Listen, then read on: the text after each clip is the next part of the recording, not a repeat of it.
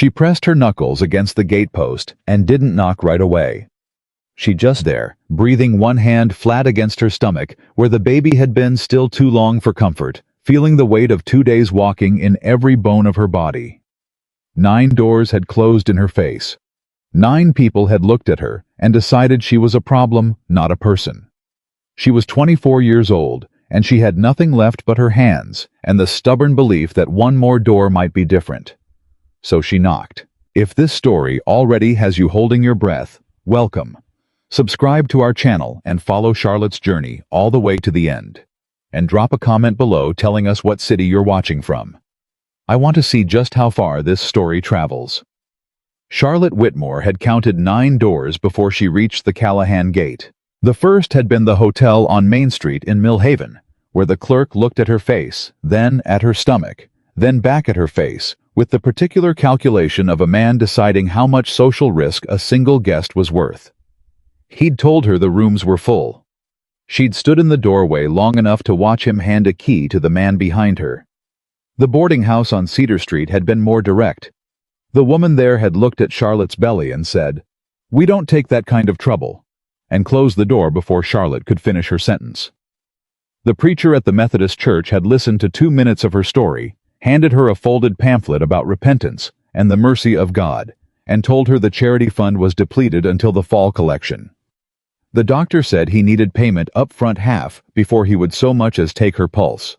The general store owner told her to move along before she gave the other customers the wrong impression about what kind of town this was. 3 ranching families on the road between town and the outlying properties had turned her away from their front steps. 9 doors.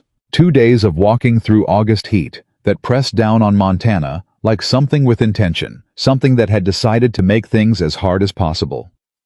2 days with the baby sitting low and quiet inside her low, enough that she was frightened every time she let herself think about it.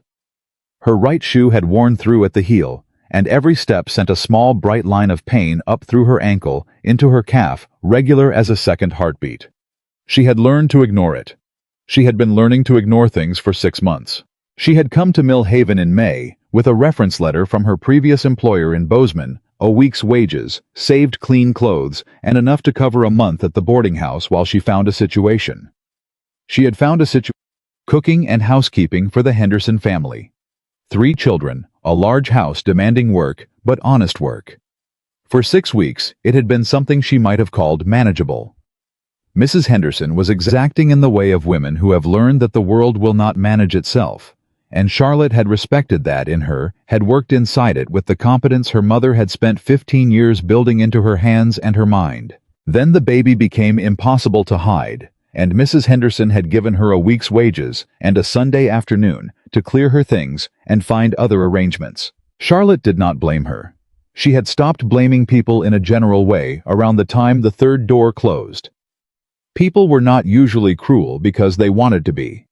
They were cruel because cruelty was easier than the alternative, which was seeing a person instead of a problem and deciding to do something about the difference.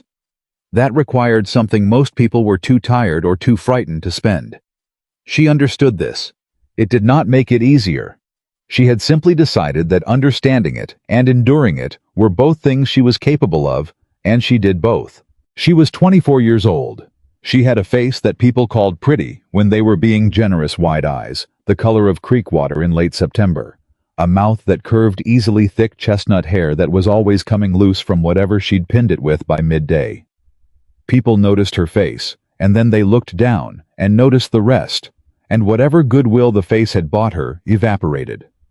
She had always been large, not awkwardly, her mother used to say, just abundantly, built to take up space and work hard and last. But the pregnancy had added weight she hadn't anticipated, and changed the geometry of how she moved through the world, and the world had made sure she understood what it thought about that. She had walked until she reached the gate at the end of the secondary road, and she stood there with her hand against the cedar post, and did something that was not quite prayer and not quite nothing. More like a gathering, like making sure all the pieces of herself that had been scattered by 6 months of surviving were still hers, still sufficient, still worth carrying forward. She knocked 3 times. Hard. The way her mother used to knock the knock that said, "I know you're there," and I have not run out of reasons to stand at your door." Silence. She knocked again. From somewhere on the property, she heard boots on wood, heavy and deliberate. The walk of a man who had stopped hurrying a long time ago and had made a decision about that. The gate opened. Wyatt Callahan was not what she had been expecting, though she could not have articulated what she had been expecting. He was tall in the way that required adjustment when you were standing near him, the kind of height that changed the geometry of a space. He had dark hair that had gone iron gray at his temples and along his jaw where the stubble was well past intention. The face of a man who had once been straightforwardly handsome and had weathered into something harder but still worth looking at, still carrying the architecture of what it had been. He was broad through the shoulders, with the functional, unshowy build of a man who had moved heavy things every day of his adult life without keeping score about it. His eyes were gray, the flat particular gray of a sky before a storm that hasn't decided yet whether it's going to break. He looked at her. She watched his eyes do what every pair of eyes had done in 6 months: register her size, travel to her stomach hold. There a beat longer than anything else had held, then returned to her face with the expression of a man recalibrating. It was a small, specific kind of pain that beat. She had learned to hold still while it moved through her, the way you held still when something sharp passed close enough to nick you. "I'm not buying anything," he said. His voice was dry and low, the voice of a man who had stopped investing in volume a long time ago. "I'm not selling anything," Charlotte said. He leaned against the gatepost and waited. He had the patience of someone who had learned that most problems went away if you didn't add energy to them. "My name is Charlotte Whitmore," she said. She kept her voice level. She had practiced this on the road, repeated it in her mind to the rhythm of her walking, until it sounded like someone who had slept somewhere and eaten recently. "I've been in Millhaven 3 months. I had work with the Henderson family until Mrs. Henderson decided my condition was a liability to her household. I've tried 9 doors between here and town." She kept her eyes on his. "I know what I look like. I know what you're adding up right now, and I won't pretend you're adding it up wrong. But I can cook better than whoever's been cooking for you, and I'll work for nothing but a roof until this baby comes. After that, you make whatever decision you like." He took that in without expression. Then he said, "Who's the father?" All 9 doors had asked this question in one form or another. She had tried different answers and learned that no answer unlocked anything. So she gave him the simple one. "A man who isn't here." He studied her. "You walked 2 days," he said. "Yes." "In this heat?"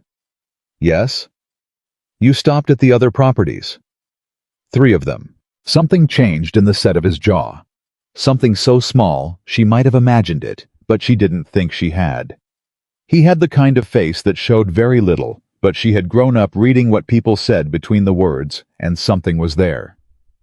"I've got 2 men working this place," he said. "They're not going to be happy about this."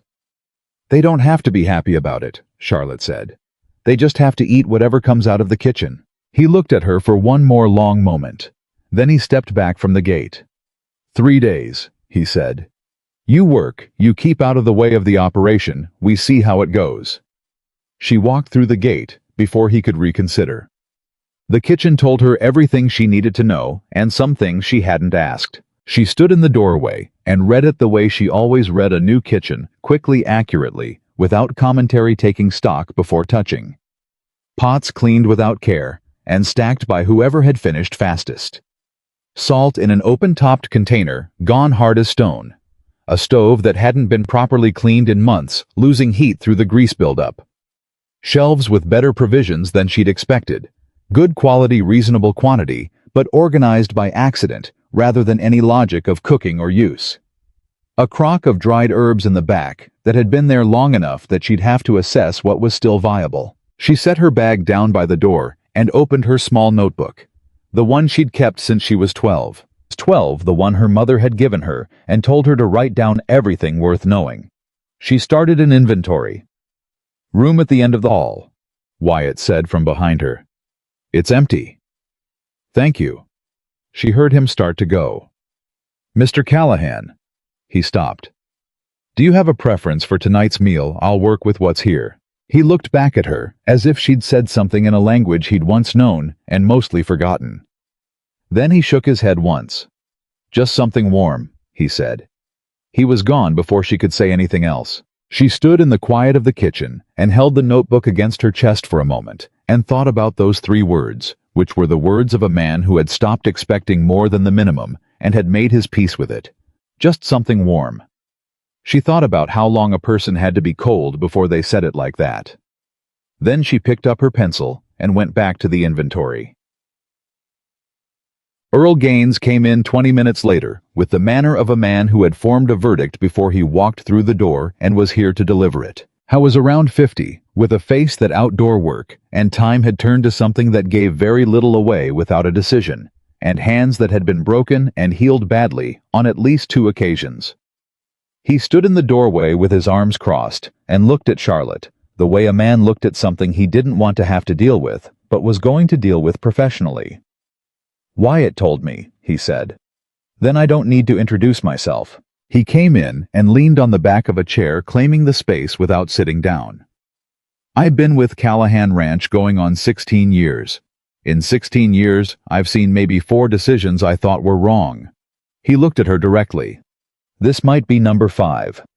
Charlotte was measuring out flour, working steadily. "You're entitled to think so, Mr. Gaines. This isn't a charity house. I'm not here for charity, I'm cooking for a roof. Those are different arrangements." She didn't look up from the measuring. "You're 8 months gone." He said it without cruelty, just the flat statement of a fact he was including in a calculation. "What happens when the baby comes? You expect the whole operation to stop while you—" "No." She did look up then, and she kept her voice even.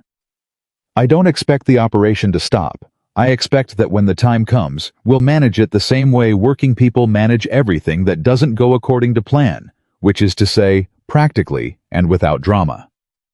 She set down the measuring cup. "You've been doing this work long enough to know that plans change on a ranch. This wouldn't be the first unplanned thing you've worked around." Earl stared at her. "Where's the nearest midwife?" she said. A pause. "Maggie Pruitt, 4 miles west." "Does she know this road?" "She's been on it." "Good. Then that's arranged." Charlotte turned back to the stove.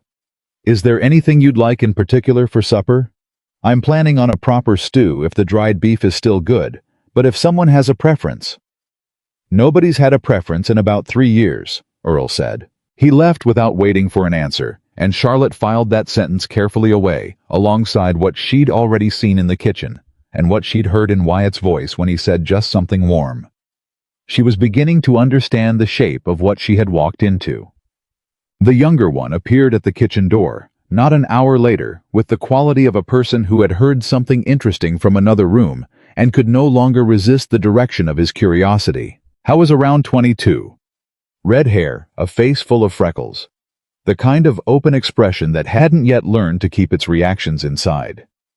He looked at Charlotte with interest and no particular judgment, and she had to stop herself from visibly exhaling with relief because she had forgotten what it felt like to be looked at that way.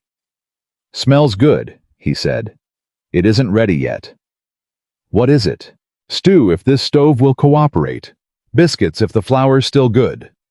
She pulled the lid from the flour crock and assessed. "It's still good. Come in or don't, but close the door either way." He came in and stood at the respectful distance of a young man who'd been raised to give kitchen workers their space. "I'm Billy Marsh. Charlotte Whitmore." "You really walked 2 days." "I did." He absorbed this with the expression of someone recalibrating his understanding of what women were capable of. "You need anything? Mr. Wyatt said I should make myself useful." "Firewood. And I need to know if there's anything living in that garden. Anything at all." She was already rolling out biscuit dough on the table, using the rolling pin she'd found in the back of a drawer, the only clean thing in the kitchen. "Rosemary, sage, thyme. Anything that made it through the summer. There's some dried-up rosemary and what might be sage," Billy said, craning his neck slightly to see around her to the pot on the stove, which she found quietly endearing. "And I think there's thyme, but it's mostly gone to seed." "Bring me whatever's still alive. Leave the rest." He went. And Charlotte, alone in the kitchen for the first time since she'd walked through the gate, put both hands flat on the table and let herself stop for 30 seconds. Just 30 seconds. She'd learned the discipline of it, not collapsing, not surrendering, just allowing herself to be honest for one measured interval about how much had already been spent today, and then putting it back in its place and going on. She was tired in a way that went below muscle and bone into something more fundamental. She was frightened, in the constant low-frequency way she'd been frightened for 6 months.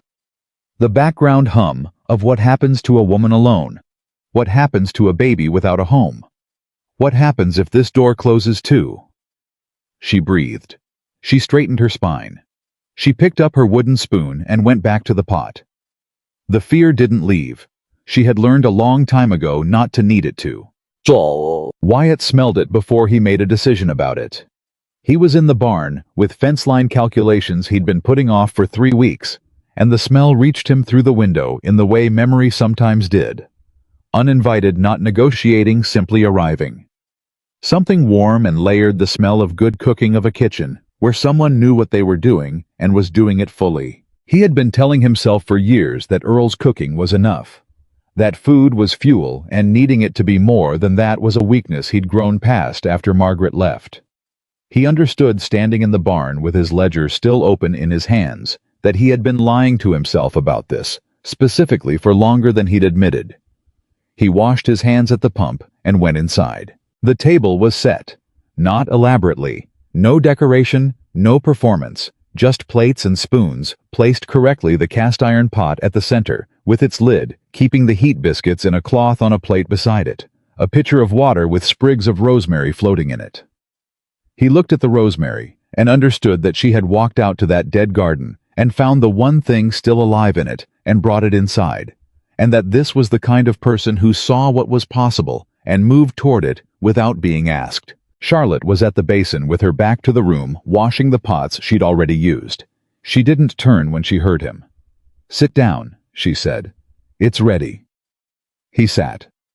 Earl came in from the back door and stopped when he saw the table. He had the expression of a man confronting something he didn't have a ready category for. He sat. Billy came in at a near trot and sat without being told, already reaching. Charlotte brought the pot and lifted the lid and set it on the table, and the silence that followed was the kind that fell when everyone in a room understood simultaneously that something was better than anticipated. "Go ahead," Charlotte said, and took her own seat. Nobody spoke for the first few minutes. Earl ate with the concentrated efficiency of a man who had trained himself to treat meals as logistics. But Charlotte watched his pace slow, watched him take a second spoonful and hold it a moment before eating it. Watched the set of his shoulders change by some small degree. Billy ate with his whole body, the way young men ate when they'd been hungry longer than they'd let on. Wyatt ate slowly. He ate the way a man ate when he was paying careful attention, turning something over, trying to understand what he was tasting. And it wasn't only the food, though. The food was the best thing to come out of that kitchen in years. It was something the food was standing in for, something he didn't have a word for yet. "What's in this?" he said. "Dried beef, wild onion, thyme, the rosemary Billy brought me. Black pepper, garlic fat from the salt pork." She broke a biscuit, and the steam came out clean and white. "You have fennel in your back pantry. I used some." "We have fennel behind the cornmeal in the back. You also have sage, dried parsley, and something that might once have been dill." She looked at him. "I'd like to go through your supplies tomorrow and see what's still worth using. I won't throw anything out without showing you first." "Fine," he said. She was quiet for a moment. Then, "What happened to your garden?" His spoon slowed. "Nothing happened to it," he said. "It just isn't a garden anymore. The soil's still good. I could see that much from a distance." She kept her eyes on her plate. "If circumstances work out past 3 days, and I'm not assuming they will, turnips could go in this week. Kale. Maybe beets." Earl looked up. He looked at Wyatt. Wyatt looked at Charlotte. "Write a list for Billy," Wyatt said. "He can go to town for seeds." Billy looked up with the expression of someone who had just been given a mission he approved of entirely. "I can go first thing tomorrow, ma'am." "I'll have the list ready before dawn," Charlotte said. The table settled into a different quality of quiet after that. Not comfortable yet, not settled, but different from what it had been at the beginning of the meal, which was the quiet of people watching each other carefully. This was something else, something that had not quite found its name. Coming. Earl came back to the kitchen after the others had gone. Billy had drifted outside with his second bowl. Wyatt had said something about his study, which Charlotte had understood to mean he needed to be somewhere with a door. She was working through the washing up, moving steadily through the satisfaction of a kitchen, coming gradually into the order it should always have had. Earl stood in the doorway with his hat in both hands. She counted that as a gesture, because Earl Gaines did not look like a man who made gestures without intention. "I want to say something," he said. "And I'd rather you heard it before you formed any opinion about what kind of man I am." "Go ahead," Charlotte said. She kept washing. "7 years ago, this was the best operation in this county," he said. 12 hands, 300 head, contracts and billings, and a reputation that stood on its own. A pause. "Then things changed. And I stayed because the work was worth doing, and so was the man running it." He shifted his weight. "What I've watched these 5 years is a man getting up in the morning because the animals need him, and not for any other reason I can name. Doing what's necessary, nothing beyond." He looked at his hat. He was married, his wife left. She had her reasons, and he had his, and I'm not the one to tell you which side was right. What I'll tell you is what it did to him. Charlotte had gone still, but she kept her hands moving so he would continue. "She told him he wasn't enough," Earl said. "That's the short of it. She left him with that belief in his chest, and he's been living with it for 5 years, like a man who's decided to let an infected wound go untreated, because treating it would mean admitting how bad it got." He put his hat back on. "I'm not telling you this, so you'll feel sorry for him. I'm telling you so you understand what you're walking into.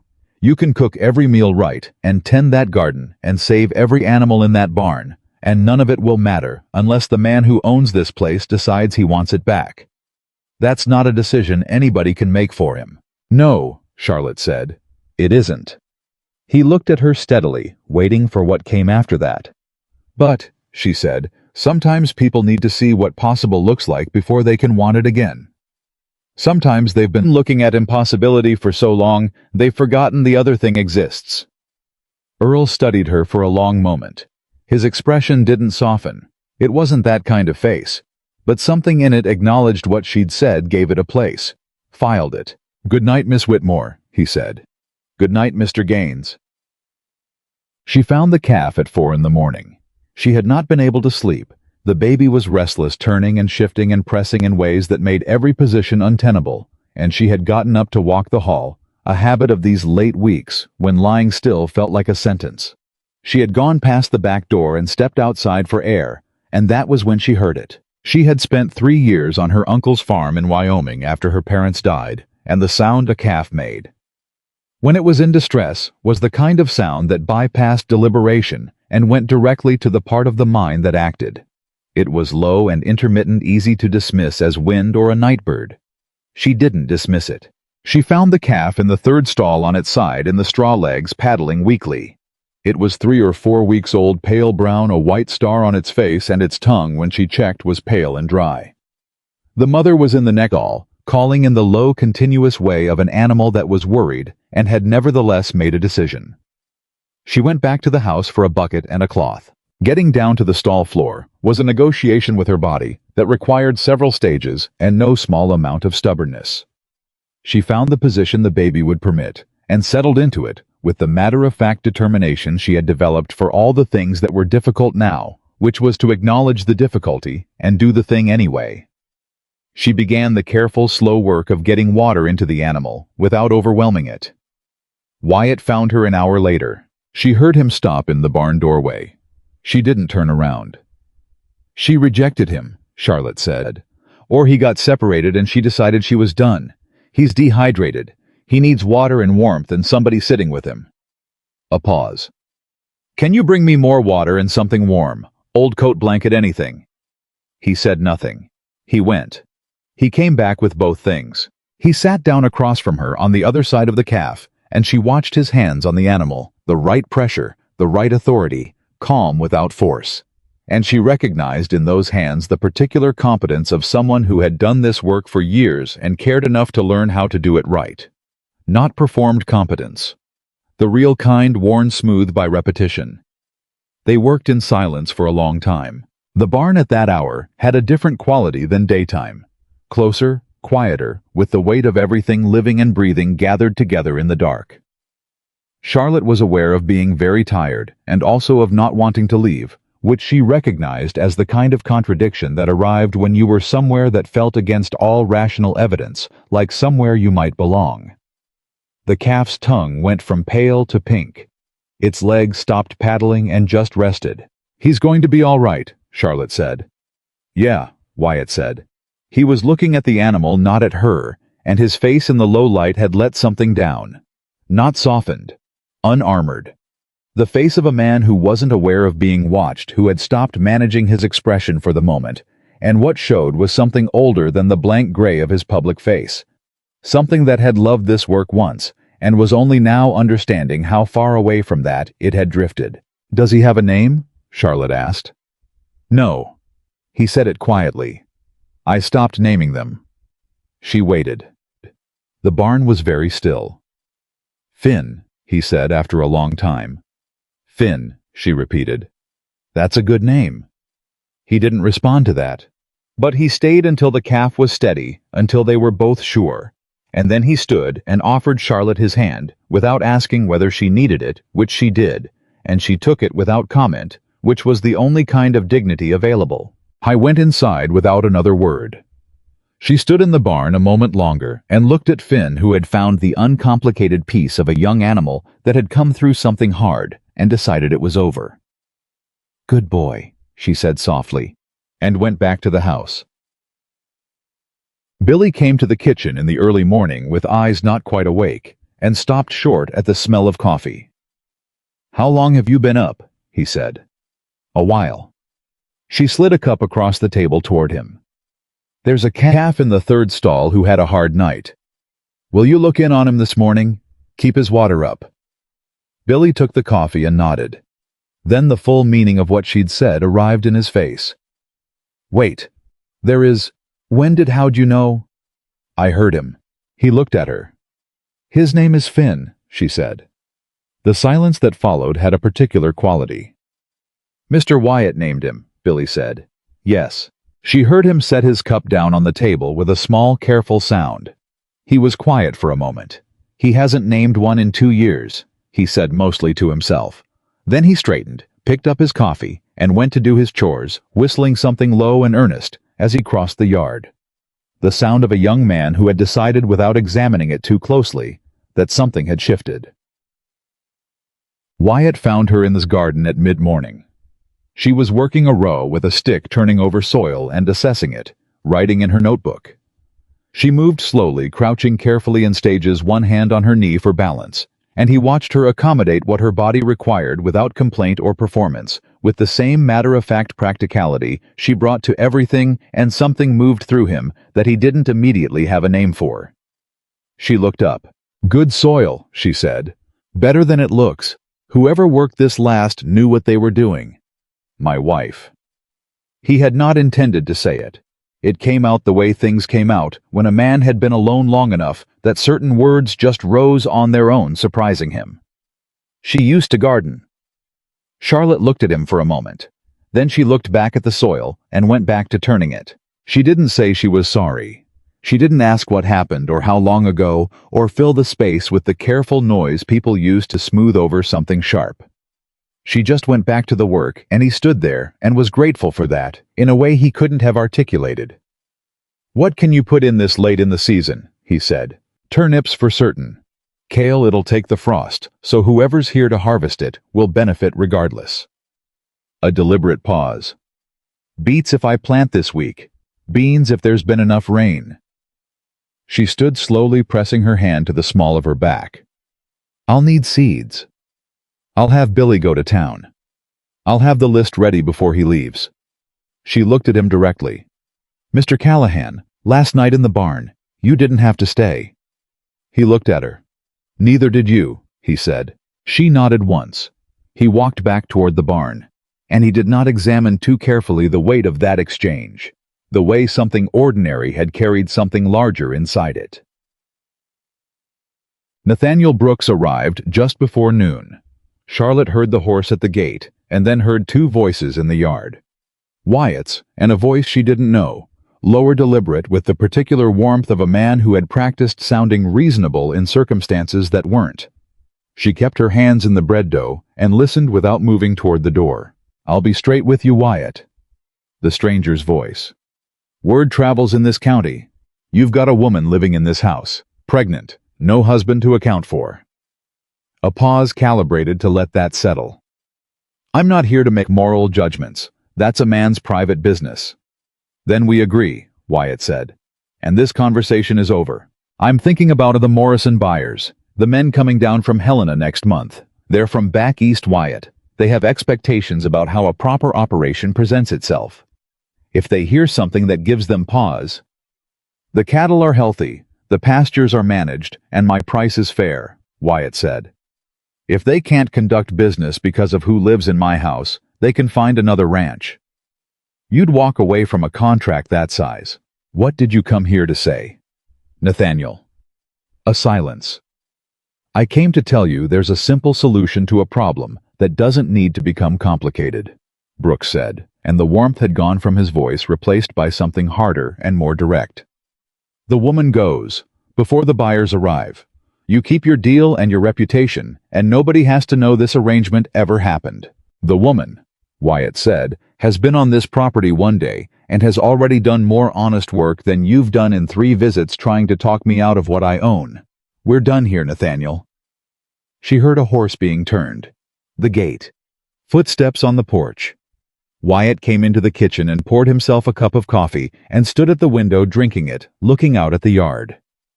Charlotte brought the bread out and set it on the table. She waited. "That was Nathaniel Brooks," Wyatt said after a minute. "He's wanted this ranch for 3 years. I gathered." She looked at him. "Are you thinking about selling?" "No. Just the fact no heat in it. He'll come back. He always comes back. He's that kind of man." Wyatt turned his cup in his hands. The kind that believes if he waits long enough the other person will get tired. "What do you intend to do about the Helena buyers?" He looked at her. "What do you mean?" "I mean Brooks won't make only one move. He'll talk to them before they arrive. He'll make sure they hear what he wants them to hear." She kept her voice without anger because she'd given up anger about men like Brooks. It was expensive, and she had limited resources. "I'm asking what you intend to do about that, preemptively." He was quiet. He turned his coffee cup. Something was working in him. "The books on this ranch are a mess," he said finally. 3 years of records that need sorting. I've been letting it go." She tilted her head slightly. "You said you could keep accounts," he said. "I can." "Could you sort 3 years' worth of records and make them presentable before the end of September?" She did the calculation the way she did all calculations, quickly, without performance. "If you give me access to everything and answer my questions honestly when I ask them." He nodded once. "I'll get the ledgers out tonight." He finished his coffee and left. And Charlotte stood in the kitchen with her hands resting on the clean table and understood that something had changed. Not the terms of the arrangement, which were still 3 days, and we'll see, but something below the arrangement in the ground it rested on. She told him that evening. Not by plan. He asked, and she was too tired by that hour to maintain the careful architecture of deflection, and she had started to believe in a cautious and qualified way that honesty was a better material than caution for building whatever this was. They were the last two at the table again. Billy outside Earl already gone to his bunk, and the evening had come down softly around them, and Wyatt had poured 2 cups of coffee without asking and pushed one toward her. She took it. She understood it as an invitation. "February," he said. She looked up. "When did he go?" he said. "Or when did you know?" "January," she said. "I told him when I was sure. He said he needed a few weeks to arrange things. He had responsibilities to settle before he could make a commitment." She looked at the cup. "He was gone 2 days before I understood he wasn't coming back." What was he? A traveling salesman. He told me Hardware Denver. He was very convincing. She said it without self-pity, just the fact of it, the way you spoke about a thing that had passed from painful into simply true. My mother would have seen through him in 30 seconds. She had a gift for reading what people were saying underneath what they said out loud. I don't seem to have inherited it. Wyatt looked at his coffee. I'm not telling you this for sympathy, Charlotte said. I'm telling you because Brooks is going to tell you his version of it, and I'd rather you had the true one first. What version will he tell? Whatever version makes me seem like the most trouble possible and the least deserving of what I've been given here. She met his eyes. That's what men like him do. They find where you're vulnerable and they lean on it. Not out of any real malice most of the time, just strategy. He wants this ranch, and he sees me as the weakest point in his case for getting it. And am I, he said. The weakest point. She looked at him directly. Are you asking whether I think you'll let him pressure you into sending me away? He was quiet. I don't know you well enough to answer that yet, Charlotte said. What I'll say is that I'm not going to pretend my being here doesn't cost you something. It does. That's real. She pushed back from the table and stood slowly pressing one hand to the surface for balance. But I'll also say that what it cost you right now is a man like Brooks being irritated. What I can do for this ranch in the next 6 weeks, the accounts, the garden, the kitchen, the things that don't show until you see them, that's real too. She gathered her cup and her plate. I'll start breakfast at 6 if that works. Miss Whitmore. She stopped. The salesman, he said. You believed him because you wanted to. It was not a question. It was not said with judgment. It was said with the recognition of a man who understood believing something you wanted to be true, who had perhaps done it himself in some way that had cost him. She looked at him. Yes, she said. I believed him because I was lonely, and because he was kind before he wasn't.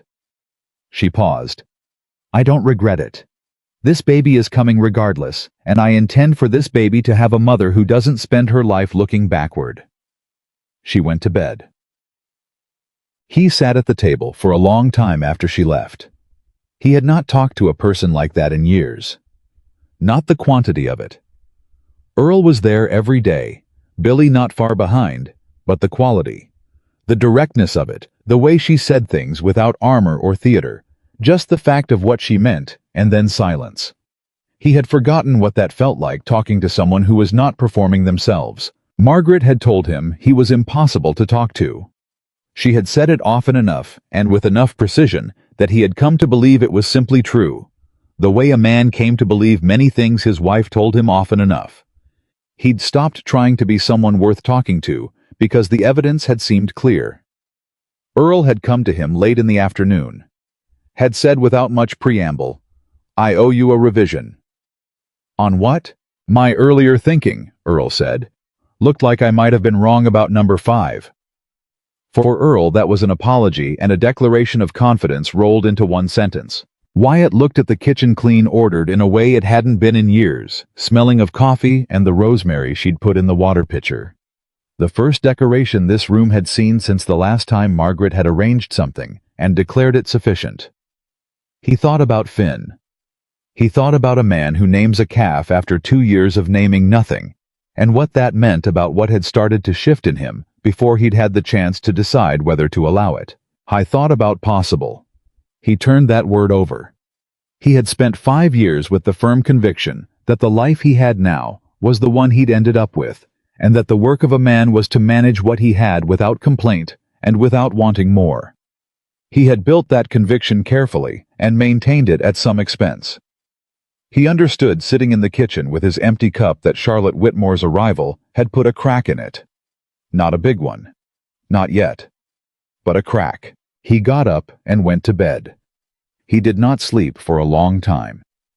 At the end of the hall, Charlotte lay with her hand on her stomach and felt the baby turn in the slow, deliberate way it moved, now rearranging, finding position, getting ready for something that was coming whether or not the world was ready for it. I know, she said softly. Me too. She looked at the ceiling of the room that had been empty until today, plain and dusty with disuse, the room of a house that had too much space for the people currently living in it. But it had a door that closed. It had a roof that didn't move. After 2 days on the road and 9 closed doors, those two things were the most extraordinary luxury she had ever been given, and she let herself feel that for a moment without diminishing it. She thought about what Earl had said, a man who had decided he was finished. She thought about Wyatt at the gate, the particular exhaustion in him, not physical, but something below physical, the weight of a man who had run out of reasons. She recognized it the way you recognized something you had felt in yourself, that specific gravity, and she knew the difference between a man who was broken and a man who had stopped. Those were different things. She had stopped herself more than once in the month since January, and each time she had found something, some small thing, sometimes ridiculous in its smallness, that had pulled her forward again. Billy's open face, Finn going pink-tongued in the straw, a jar of fennel in the back of a pantry that nobody had used in years. Small things. But that was how possible worked. Not in the large gestures, not in the dramatic reversals. In the small things that accumulated until one day you looked up and the landscape had changed. She turned over slowly, finding the position the baby would accept. Outside, the Montana night was doing what it did, settling into the deep quiet of a place that had always been mostly sky, and inside this house for the first time in what she suspected was a long time, every room had a person in it. 3 days she had promised herself at the gate. Lying in the dark, she realized she was already thinking in weeks. She closed her eyes, and for the first time in longer than she could precisely calculate, she did not have to fight sleep to reach it. The ledgers told a story Wyatt hadn't been willing to say out loud. Charlotte had been awake since 5, working through the first of the 3 crates he'd set on the kitchen table the night before. Without ceremony, stacked the leather-bound books and loose papers, with the expression of a man depositing something he'd been carrying too long and was relieved to put down. She'd made coffee, lit the lamp, pulled the nearest ledger toward her, and opened to the first page. By the time Wyatt came downstairs at 6:30, she was on the 3rd book, and she had a small pile of flagged pages at her right elbow and an expression she was working to keep neutral. He stopped in the kitchen doorway. He looked at the pile. He looked at her face. "How bad?" he said. She kept her eyes on the page. "Worse than you've been telling yourself and better than you're afraid of. Sit down." He poured his own coffee this time and sat across from her without being asked, which she noticed and filed away as a small change in the geometry of the household. A man beginning to move in his own kitchen, like someone who lived there, rather than someone who was tolerating the space. She turned the ledger so it faced him and put her finger at a column of figures. "You're not insolvent," she said. "But you've been bleeding from 3 places simultaneously, and only one of them is visible from here." She moved to the next flagged page. "Your cattle contracts for 85 and 86 were both priced below what your production justified. Significantly below. Who negotiated those?" Wyatt looked at the page. His jaw tightened slightly. "Nathaniel Brooks brokered the 85 deal. Said he had the buyer contact in Billings, and he'd take a commission on the arrangement." "What was his commission?" A silence. "I never saw it itemized," Wyatt said. "Right." Charlotte turned another page. "Because it isn't in here. What's in here is a single line item that says, Brokerage N. Brooks settled by arrangement, and the amount has been entered as 0. She looked at him. "But your net on that contract was $42 per head, below the county average for the same season. On your volume, that's a significant sum over 2 years."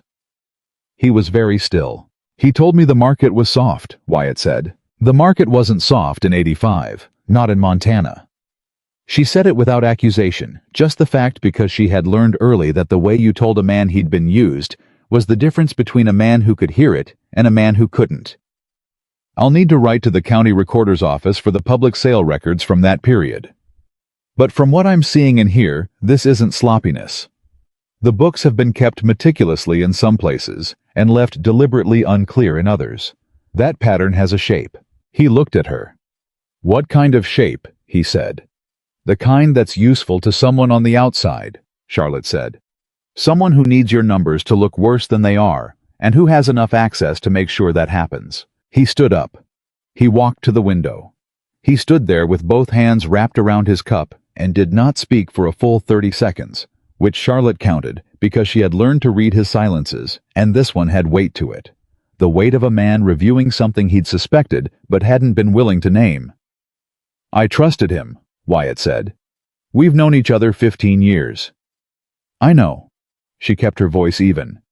"That's precisely why it worked." He turned from the window. "What do you need to prove it?"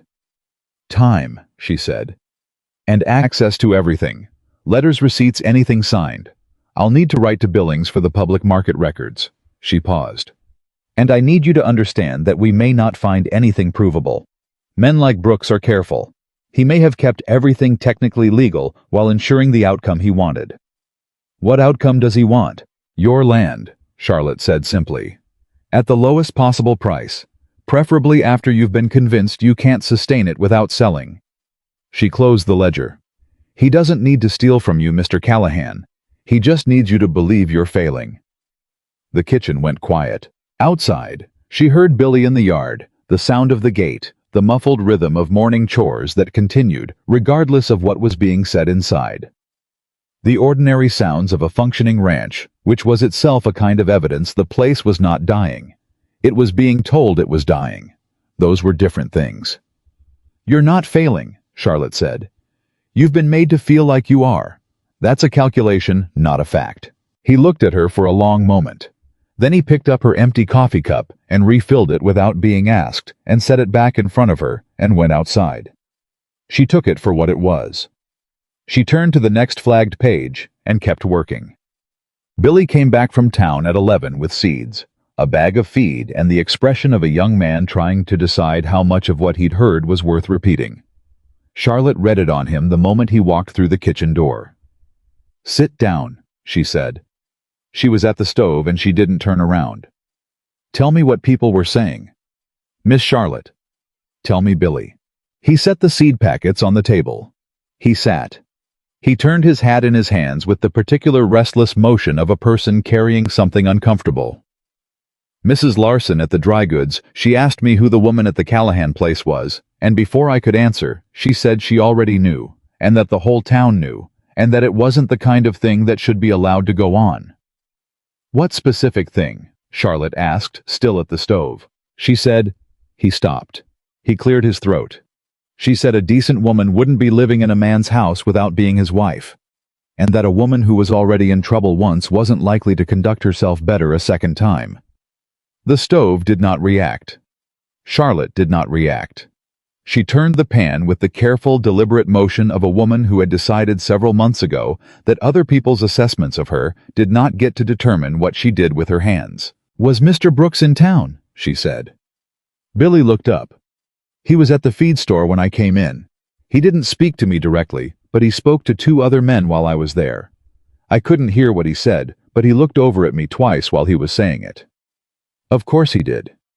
She portioned out the pan's contents onto a plate and slid it across to Billy. "Eat your lunch. You've got the south garden to turn over this afternoon." "Miss Charlotte, doesn't it bother you what they're saying?"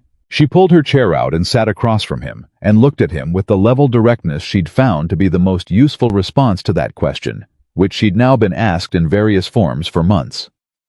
"Yes," she said simply. "It bothers me the way the heel of my shoe bothers my ankle. Constantly and below the threshold of what I can afford to stop and address." She pulled the bread toward her and broke a piece. "What people say about me has never once changed the work that needs doing, so I do the work." Billy ate for a moment in silence. Then he said, "Mr. Brooks told the man at the feed store that the Helena buyers were already asking questions, that they'd heard things." Charlotte set down her bread. "He said that," she said. "He said the buyers were serious men from back east, and they'd be looking at more than just the cattle." She stood up. She went to the door and opened it and called across the yard. "Mr. Callahan." A pause. Then footsteps heavy and even. Wyatt appeared at the door. "Brooks has already contacted the Helena buyers," she said. "We have less time than we thought." He took that in without expression. "How much do you have done?" "Half of 85 and all of 84. I need 3 more days for the rest." She met his eyes. "I can do it in 2 if I work through the nights." "You will not work through the nights." "Then I need 3 days," he said. Take the 3 days. He looked at Billy, who had stopped chewing. Nothing from this house goes to town without my word on it first. Not a seed packet, not a side remark, nothing. Understood. Billy nodded quickly. Wyatt looked at Charlotte. What do you need? She thought. More lamp oil. Good paper for correspondence. And I need Earl to tell me honestly whether he remembers anything specific about the 85 deal. What was said, what was promised. Anything. I'll send him to you tonight. He went back to work. Charlotte sat back down and looked at Billy's face, which had the arrested expression of a young man who had just watched two people operate like a unit that had existed for years rather than 4 days, and who did not yet have a category for it. Finish your lunch, Charlotte said. The South Garden won't wait. Earl came to the kitchen after supper. He sat without being asked. This time, which Charlotte understood as a development, and he put his hat on the table instead of holding it, which was another development. And when she set a cup of coffee in front of him, he said, "Thank you," in a tone that suggested he meant something larger than the coffee. "The 85 deal," she said. "I was there for most of the initial conversation," Earl said. Brooks had his buyer contact man named Whitfield came down from Billings for 2 days. They looked over the herd, made noises about market conditions being soft, said they'd come up as far as they could. Wyatt countered twice, and Brooks advised him to accept. He turned the cup in his hands. "I thought the price was low. I said so. Brooks told me I didn't understand the contract end of things and Wyatt should leave business to businessmen. And Wyatt accepted. Wyatt was—" Earl stopped. He started again. This was 6 months after Margaret left. He wasn't making decisions from the same place he'd been making them before. He said it carefully, the way a loyal man spoke about his employer's weakest period, protecting the man while acknowledging the truth of it. He trusted Brooks because Brooks had been around before the trouble started and stayed around after. That meant something to Wyatt. It shouldn't have, but it did. Charlotte absorbed that. "Did you ever hear the name Whitfield again after that deal?" Earl's eyes narrowed slightly. "No. Why?" "Because there's no Whitfield in any of the correspondence files. No letter of confirmation, no receipt, no forwarding address. For a contract that size, that's unusual." She turned the ledger to face him. "I've seen 2 other names in the accounts that appear once and then never again. Both in years where the net return was below county average. I want to write to the recorder's office in Billings and ask whether these buyers are registered traders." Earl studied the page. His face had gone the particular stillness of a man reviewing years of accumulated suspicion and finding that the new information had locked them into shape. "You think Whitfield doesn't exist?" "I think it's worth asking whether Whitfield exists," Charlotte said carefully, "which is not the same thing. If the buyer was a fiction, then somebody kept the difference between the real contract price and what was recorded here," Charlotte said. "And that somebody was positioned to negotiate on behalf of the ranch." Earl was very quiet. "How long have you been suspicious of Brooks?" she said. He looked at her. He let out a breath through his nose, the long, slow exhale of a man releasing something he'd been holding too long. 3 years, maybe 4. Nothing I could name. Just the feeling that he showed up at exactly the moments when Wyatt was most vulnerable and left with exactly what was most useful to him. He looked at his cup. "I'm not an educated man, Miss Whitmore. I can't read those books the way you can. If I'd known—" "You couldn't have known," she said. "That's the design of it. You need the education or the access or both to see it, and he made sure you had neither." Earl stared at the ledger for a long moment. When he looked up, his face had resolved into something new, not softer, not harder, but settled the expression of a man who has found the enemy and named it and is now preparing accordingly. "What do you need from me?" he said. "Your memory," Charlotte said. "Everything. Every conversation, every visit, every deal. Write it down if you can, or tell it to me, and I'll write it. We're going to need a documented account." He nodded once. He picked up his hat. He stood. "Miss Whitmore." He paused at the door. 4 days ago, I thought you were the worst decision this ranch had seen in 5 years. He looked at her steadily. "I want you to know I've revised that assessment significantly." He left. Charlotte sat for a moment with her hand pressed flat against the ledger and felt something in her chest that she hadn't felt in 6 months. Something she recognized only gradually as the particular warmth of being in the right place at the right time, doing the right work, which was the closest thing to certainty she'd ever known. She opened the next ledger and kept going.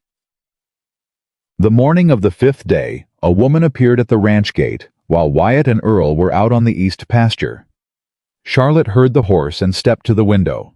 She didn't recognize the woman immediately. Fine dress, good hat, the bearing of someone who had always had enough and had made decisions about what to do with it.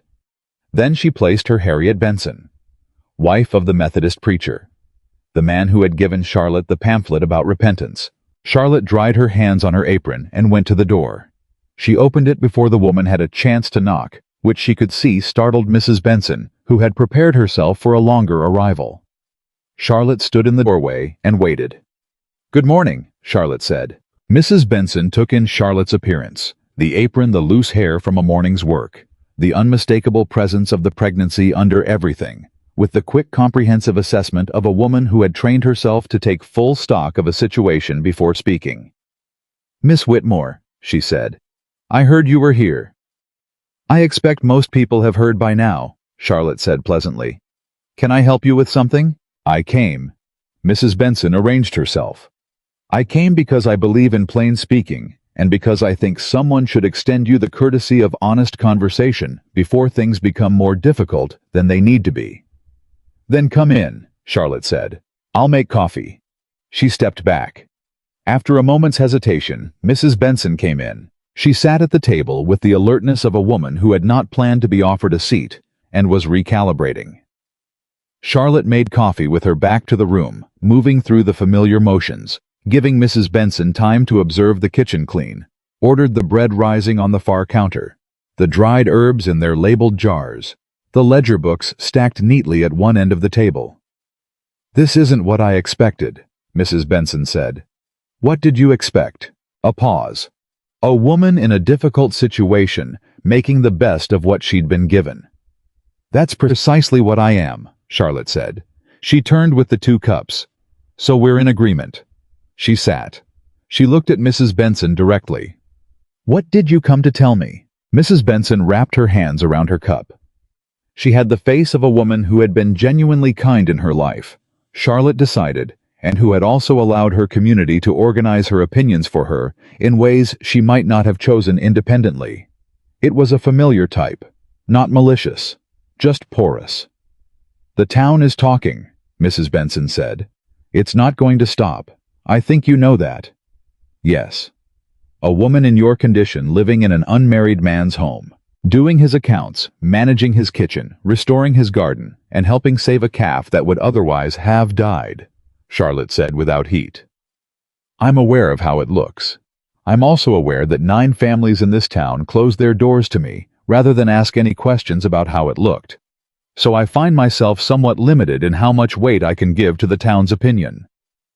Mrs. Benson opened her mouth and closed it. "I don't say that with anger," Charlotte continued. "I'm stating a fact. I had nowhere to go. This was the one door that opened. I am working honestly for the shelter I've been given, and whatever the town chooses to believe about the arrangement is beyond my control." She looked at the woman across the table.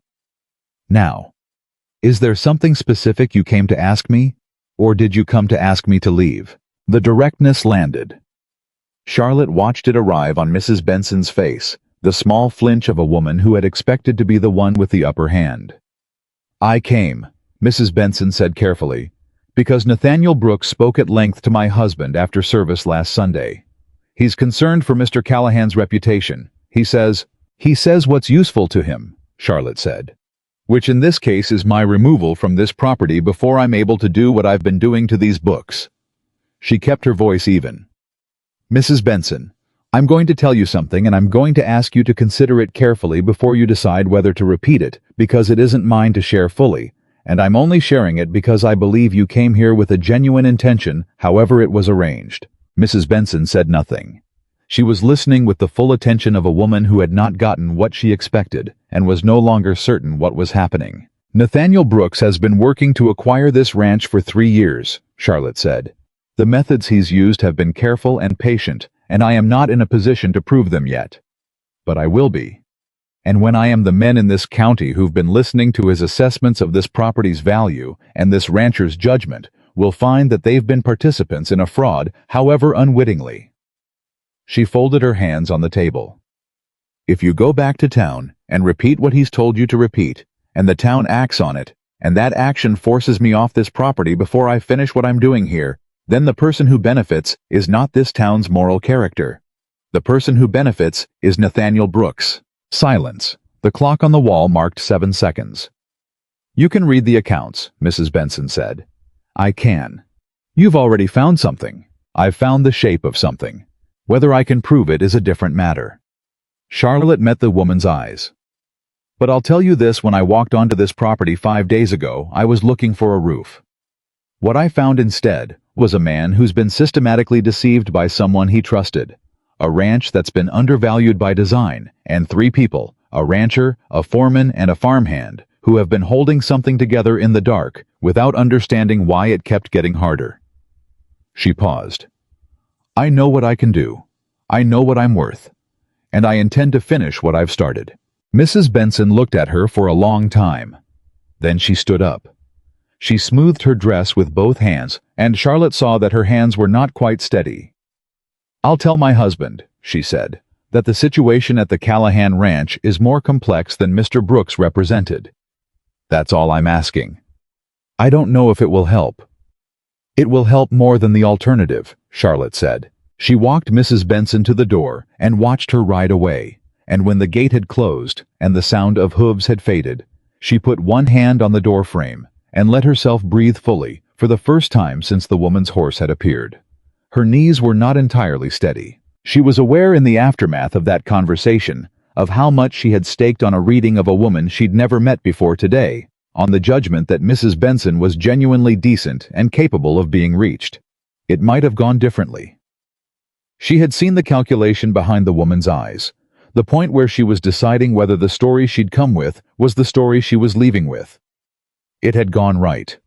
This time. Charlotte pressed her hand against her stomach, where the baby was doing something emphatic, and said quietly, I know, me too. She went back inside and returned to the ledgers. She was still at the table when she heard the back door open and knew by the weight of the footsteps that it was Wyatt back from the east pasture. He stopped when he came into the kitchen. She hadn't looked up from the page, but she said, How much did you hear? From about where she said, I wasn't what she expected, he said.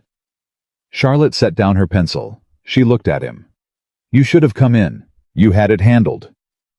He set his hat on the peg by the door. He didn't come to the table, just stood where he'd stopped looking at her with an expression she'd seen once before in the barn over Finn. The expression of someone watching something carefully, because it had surprised them, and they weren't yet sure what to do with the surprise. You told her about Brooks. I told her enough to give her a reason to think before she repeated what he sent her here to say. Charlotte picked up her pencil again, then put it back down. I may have made a judgment error. If she talks, she won't. He crossed the kitchen and pulled out the chair across from her and sat, and she understood that as a decision, a man actively choosing to be in the room rather than passing through it. Harriet Benson is someone who's let herself be led her whole life and has known it and resented it. She came here because Brooks knew that was the kind of task she'd take on without asking too many questions. He looked at his hands briefly. What you just did was give her a reason to stop letting herself be led. That's not something she'll want to undo. You read people, Charlotte said. I lived in this valley 30 years. She studied him. He had the sun-worn face of a man who'd been out since early morning, fine dust on his collar, the particular weariness of physical labor carried at the end of a day. He was looking at the ledgers spread across the table with the expression of a man seeing something he had avoided looking at for a long time and finding that he could bear the looking. I need to ask you something, Charlotte said, and I'd like a real answer. Go on. Did you know about Brooks before I started on these books? He was quiet for a moment. I suspected, he said. The way you suspect a wound isn't clean. You don't want to look too closely because looking means dealing with it, and dealing with it costs things you're not sure you have left to spend. She understood that precisely. She understood it in the way of someone who had spent 6 months not looking too closely at several things for exactly that reason. "Well," she said, "now we're looking." He almost smiled. It was so close to a smile that she caught herself noticing it, and then very deliberately returned her eyes to the ledger, because there were things she was not going to let herself do right now, and one of them was read too much into the face of a man who owed her nothing more than a roof. "What do you have?" he said. 3 confirmed instances of below-market contracts in years where Brooks brokered the arrangement. 1 buyer name that doesn't appear anywhere in the county records I've been able to access from here. A pattern of bookkeeping that's unusually unclear in exactly the areas you'd need to audit to find what was taken. She turned a page toward him. "And this. Look at the 86 water rights correspondence." He leaned forward. His face changed. It happened the way the sky changed ahead of weather. A shift too large to pretend was ordinary, too fast to prepare for fully. He read the page in front of him, and she watched his jaw tighten, and his left hand came down flat on the table, with a sound that made the coffee cups rattle. "This is a letter from the county land office," he said. "Yes." "Acknowledging a dispute filing." "Yes." She kept her voice level. "Filed by a party listed as N. Brooks Landholdings LLC in March of 1886. The dispute concerns the primary water rights on this property, the creek that feeds your pastures." She looked at him. "Your cattle operation without that water source is unsustainable. He knows that. He filed a dispute on your water rights, and then, and this is the part that took me time to understand, he withdrew the filing 3 months later." Wyatt stared at the page. "He withdrew it," he said. "He withdrew it after the 86 contract was concluded at below-market rates." She let that sit for one breath. "He doesn't need to win the dispute. He just needs you to know the dispute exists. He files it to demonstrate vulnerability. He withdraws it to demonstrate generosity. He shows you that your water can be challenged, and then he makes the challenge go away. And what you're left with is the sense that you owe him something, and that without his goodwill, the water question could come back." Wyatt's hand was still flat on the table. "He's been using the water rights as a shadow over this ranch for years," Charlotte said quietly. "Showing it to you just long enough to make you feel uncertain, then taking it away. Each time, you're a little more willing to listen to what he suggests. Each time the price he'll eventually offer looks a little more reasonable than it should." The kitchen was very still. "I have an entry from 1887, she said. "Another dispute filing. Filed in January and withdrawn in April, right before your spring contract that year." He stood up. He walked to the window. He stood there the way he'd stood there this morning, with his back to the room and his hands at his sides. But this was a different kind of standing. Something electric in the stillness of it. Something that was not calm, but was holding itself in the shape of calm, because the alternative was not useful. "How do you know all of this?" he said. His voice was very quiet. "About how men like him operate." She was honest. "My father had debts," she said. "When he died, I was 17. The men who came to settle those debts were very much like Nathaniel Brooks, careful patient, legally positioned. They took everything we had because my mother didn't know what she was reading when they showed her the paperwork. She signed what they put in front of her because she didn't know she had a choice." She paused.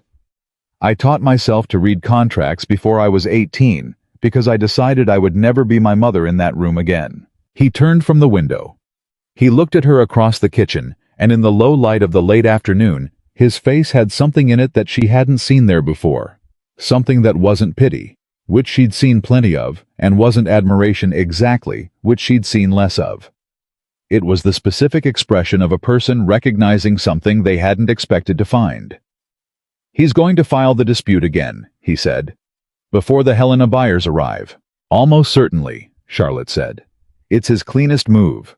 Dispute the water rights, then offer to help resolve the dispute in exchange for a reduced sale price. The buyers see a complication. You see a solution that Brooks provides, and by the time everyone is satisfied, you've sold at exactly the price he wanted from the beginning." "Unless," Wyatt said, "unless the books are clean and documented, and the water rights dispute is answered before he files it." She looked at him steadily. There are two pieces of correspondence in here from the county land office. One from 1884 and one from 1882. Both confirming your father's original ownership of the water rights, predating any claim Brooks could make by more than 15 years. She held up two folded papers. These need to be registered properly, and the registration needs to be on record with the county before those buyers arrive. He crossed the kitchen and took the papers from her hand. He held them and looked at them and looked at her. These were in the files, he said. In the second crate. Loose pages not filed with the ledgers. I found them because I went through everything. I never went through everything, he said. I know. She said it without judgment. He held the papers. He looked at them for a long time. Charlotte. He said her given name for the first time, and she heard it land with the weight of a deliberate choice, and she kept her face still. What do I owe you for this? A roof until this baby comes, she said. Which was the arrangement. That's not enough. It's what we agreed. He looked at her with something she didn't examine too closely and set the papers on the table. I'll ride to the county office tomorrow, he said. First thing. I'll have everything organized before you leave. She turned back to the ledger. And I'd like to write to Billings tonight about the buyer records. He didn't move for a moment. Have you eaten today? He said. She stopped. I had lunch, she said. When Billy came back. It's almost 6, he said. Eat something, Miss Whitmore. He went to the stove himself, which she had never seen him do in 5 days, and she watched him move around the kitchen with the economical competence of a man who had cooked for himself in harder years and hadn't forgotten how, and she understood it as something being offered that she was not meant to analyze too carefully, and so she did not. She closed the ledger. She folded her hands on the table. She allowed herself to accept the meal. Earl overheard the conversation about Brooks. He hadn't meant to. He'd come in the back way for a tool he'd left in the kitchen, and the voices had carried, and he stood in the hall with the sound still in his ears and did something he rarely did, which was to stand still and simply absorb. When Charlotte came past to refill the lamp oil, she found him there. She looked at him. He looked at her. Neither spoke for a moment. 16 years, Earl said finally. And I never looked hard enough. You were managing a wrench, Charlotte said. Not auditing one. Those are different skills and different jobs. I should have. Earl. She said it gently, but with the finality that stopped him. You stayed when you didn't have to. You've held this operation together through 5 years of a man running on empty. That's not a small thing. Don't diminish what you did by spending energy on what you didn't. He looked at her with the expression of a man who had not expected absolution and did not entirely know what to do with it. You have a legal mind, he said. I have a mother's mind, Charlotte said. She taught me to read what's underneath what's being said. I just applied it to paperwork instead of people. He almost laughed. It was the closest she'd seen his face come to it. What's our next step? Tomorrow, Wyatt rides to the county office. You and Billy keep the operation running as normal. We don't change anything visible. She looked at him. And if Brooks comes back before Wyatt returns, you tell him the rancher is out on the pastures and you'll leave a message. Nothing more. And if he pushes, refer him to me, she said simply. Earl looked at her for a long moment. You know, he said, in 16 years, this kitchen has never once been a place where strategy happened. Things change, Charlotte said. She went back to the table. Earl went and got his tool and went back to work, and as he crossed the yard, she heard him say something under his breath to Billy. And Billy looked at the kitchen window, and both of them stood there a moment, in the last of the evening light, with the particular stillness of people watching something they hadn't expected, and weren't yet sure what to call it. The letter to Billings took her 3 drafts. The first was too direct, she destroyed it. The second explained too much. The third struck the right note. A property owner requesting public record confirmation of registered traders operating in the 1885 and 1886 seasons, referencing specific contract dates and seller names. She framed it as a routine records request, which it was, and would not reveal its purpose until the records came back and proved or disproved what she believed. She sealed it at midnight. Her back had been aching for 2 hours, and she'd been ignoring it.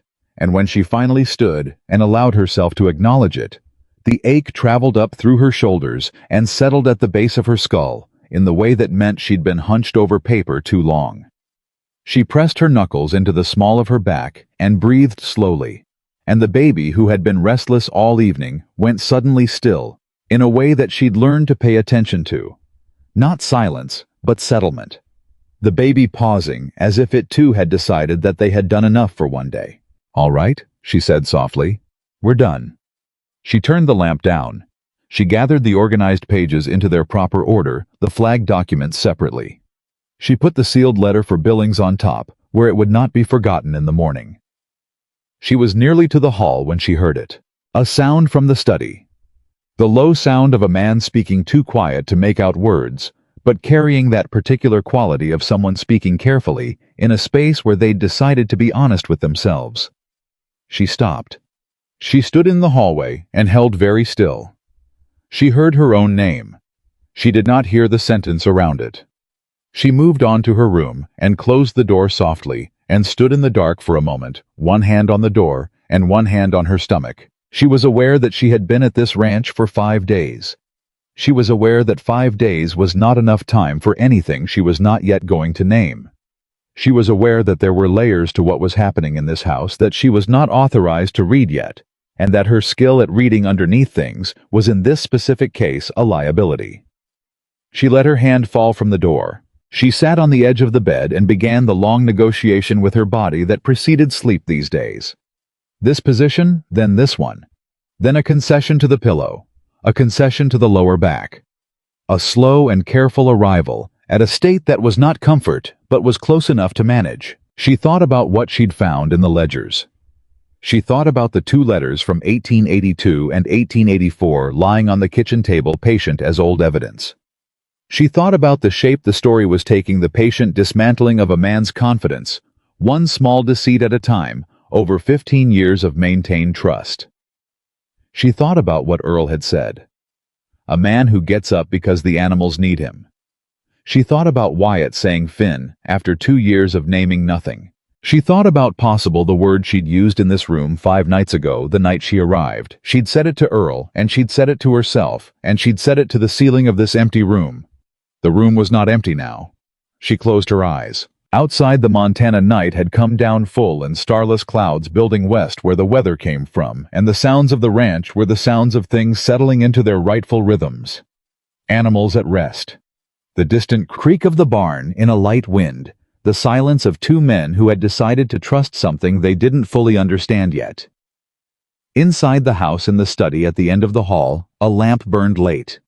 Charlotte slept, and Wyatt Callahan in his study with the county map open on his desk and the 2 1882 letters in his hand, sat very still and thought about all the things he had permitted himself to stop believing were still possible, and whether it might be time, carefully, provisionally, with every reasonable qualification in place, to begin revising that list.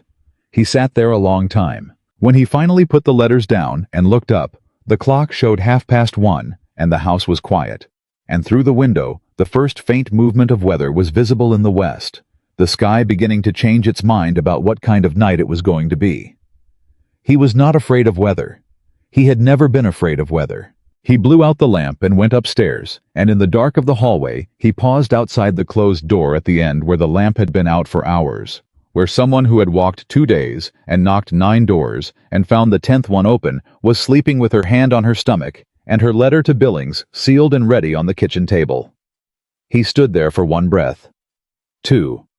Then he went to bed, and did not, for the first time in as long as he could remember, lie there waiting for sleep to refuse him. He was asleep before the weather reached the valley, before the first sound of distant thunder rolled across the mountains to the west, before the ranch settled into the deepest part of the night. The work would be there in the morning. So would she. Wyatt rode out before dawn with the letters in his saddlebag, and the moment his horse cleared the gate, Charlotte felt the change in the house. She couldn't have named it, but she felt it the way a room felt different when the person who held it together stepped out. Billy was quieter at breakfast. Earl kept looking toward the gate. The storm from the night before had passed, but it had left the ground soft and the air heavy, and everyone moved through the morning as if waiting for something they couldn't see yet. "He'll be back by dark," Earl said mostly to Billy. "County office to file the papers, then straight home. He knows the timing matters." "I know," Billy said. But he kept glancing toward the road. Charlotte set the coffee down between them. "He'll be back by dark," she agreed. "And when he is, those water rights will be registered and on record, and Brooks will have lost his cleanest move. So let's make sure we do our part on this end, and give him something to come home to." Earl looked at her. "What's our part?" "Keep the operation running like nothing's happening. Because as far as the town knows, nothing is." She began clearing the table. "If Brooks or anyone from town comes by, they see a working ranch and a rancher who's out on business. Nothing more." Earl nodded slowly. He drank his coffee. Then he said without looking up, "He didn't sleep in the study last night." Charlotte kept her hands moving. "What do you mean? 3 years he's fallen asleep at that desk more nights than not. I checked the lamp on my rounds." Earl set his cup down. "Last night the study was dark by 2. First time in a long while." He stood and picked up his hat. "Thought you'd want to know." He went out before she could respond, which she suspected was deliberate, and Charlotte stood at the basin with her hands in the water and did not let herself make anything of it, which took more effort than she expected. Brooks came at 10. She heard the horse and knew the rhythm of it. Now the particular unhurried arrival of a man who wanted you to know he had nowhere he needed to be. She dried her hands and stepped to the window. 2 horses. Brooks, and behind him, a second man she didn't recognize, older, well-dressed, with the bearing of someone official. Her stomach tightened. Then she made herself breathe. She went to the door and opened it before they reached the porch. "Mr. Brooks," she said. He touched the brim of his hat with a courtesy so smooth it was almost a weapon. "Miss Whitmore, I was hoping to speak with Wyatt." "He's out on business," Charlotte said. "I can leave him a message." "That's unfortunate." Brooks glanced at his companion, then back at her. "This is Mr. Harold Pruitt, from the County Land Assessment Office. We were riding out this way, and I thought it a good opportunity for Mr. Pruitt to take a look at the property. There's a matter of a boundary survey that's been pending." Charlotte's mind moved fast. A land assessment officer. On the day, Wyatt was at the county office filing the water rights. That was not a coincidence Brooks had timed. This had known somehow that Wyatt would be gone, and had brought an official to conduct some kind of survey, while the owner was absent, and there was no one to challenge it. "A boundary survey," Charlotte repeated evenly. "On whose request?" "It's a standard periodic review," Mr. Pruitt said. He had a dry administrative voice, the voice of a man who did what the paperwork told him and didn't ask further. "The office conducts them on properties where there's been a dispute filing on record." "There's a dispute filing on this property." "There was," Pruitt said. "The water rights. It was withdrawn, but the file remains open for review purposes for a period that Mr. Brooks is well aware of," Charlotte said. She kept her voice pleasant, but she felt something cold and clear settle into her, the particular focus that came when she understood exactly what was being attempted. "Mr. Pruitt, I'd like to be helpful, but I'm not authorized to permit a survey of this property in the owner's absence. Mr. Callahan is at the county office this morning. If you'd like to conduct a survey, I'd suggest you coordinate the timing with him directly so he can be present." Brooks smiled. "Miss Whitmore, I appreciate your diligence, but Mr. Pruitt is here in an official capacity. He doesn't require the owner's permission for a standard review." "Is that true, Mr. Pruitt?" Charlotte turned to the official. "You can survey a man's property without his knowledge or consent." Pruitt shifted. "The office has the authority to conduct reviews on flagged properties, yes." "Flagged by whom?" A pause. "The dispute filing," Pruitt began. "The dispute filing that was made by N. Brooks Landholdings and withdrawn by N. Brooks Landholdings," Charlotte said. "So the property is flagged for review because Mr. Brooks filed a dispute. He then withdrew, and now Mr. Brooks has personally escorted you here to conduct a review of the property he's flagged on a day when the owner happens to be absent."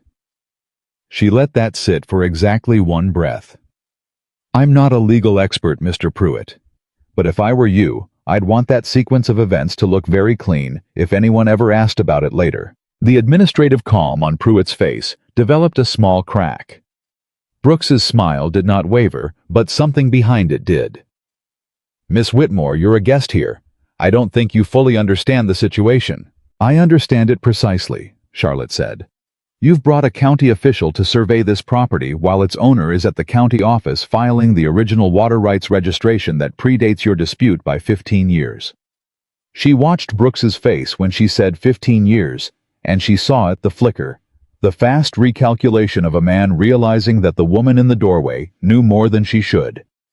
So by the time Mr. Callahan returns this evening, the water rights on this property will be registered, confirmed, and beyond challenge, which means whatever this survey was meant to establish is already obsolete.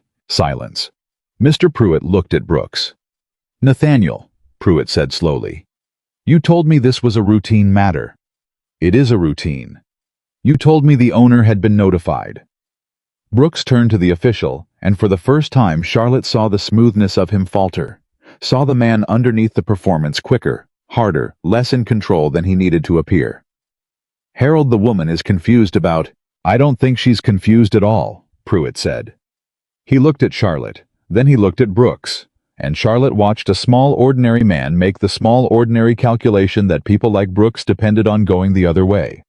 The calculation of whether protecting himself was worth crossing the powerful man beside him. I think I'll return when Mr. Callahan is present.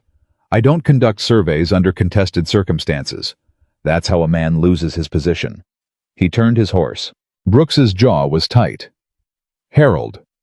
Good day, Miss Whitmore, Pruitt said, and rode off. Brooks did not follow immediately. He sat his horse for a moment and looked at Charlotte in the doorway, and the courteous mask was gone now, replaced by something colder and more honest, and she made herself hold his gaze without flinching, because she understood that this was the moment he would decide how seriously to take her, and she could not afford to be taken lightly. You're clever, Brooks said. I'll give you that. I'm careful, Charlotte said. There's a difference. Clever people improvise. Careful people prepare. You've been in those books. Every page. Something moved across his face. Then you should be smart enough to know how this ends, he said quietly. You're a pregnant woman with no husband, no money, and no standing in this county, living on the charity of a man whose judgment isn't what it used to be. You've made yourself comfortable in a house that isn't yours, in a situation that won't last. When it comes apart, and it will, you'll be exactly where you started, alone, with a child, and nowhere to go. He touched his hat. I'd think about that if I were you. Before you make an enemy who can afford to be patient. Charlotte looked at him. Mr. Brooks, she said, I've had every door in this town closed in my face. I've walked 2 days in the heat with everything I own in one bag. I've been told by better people than you that I'm a problem, not a person.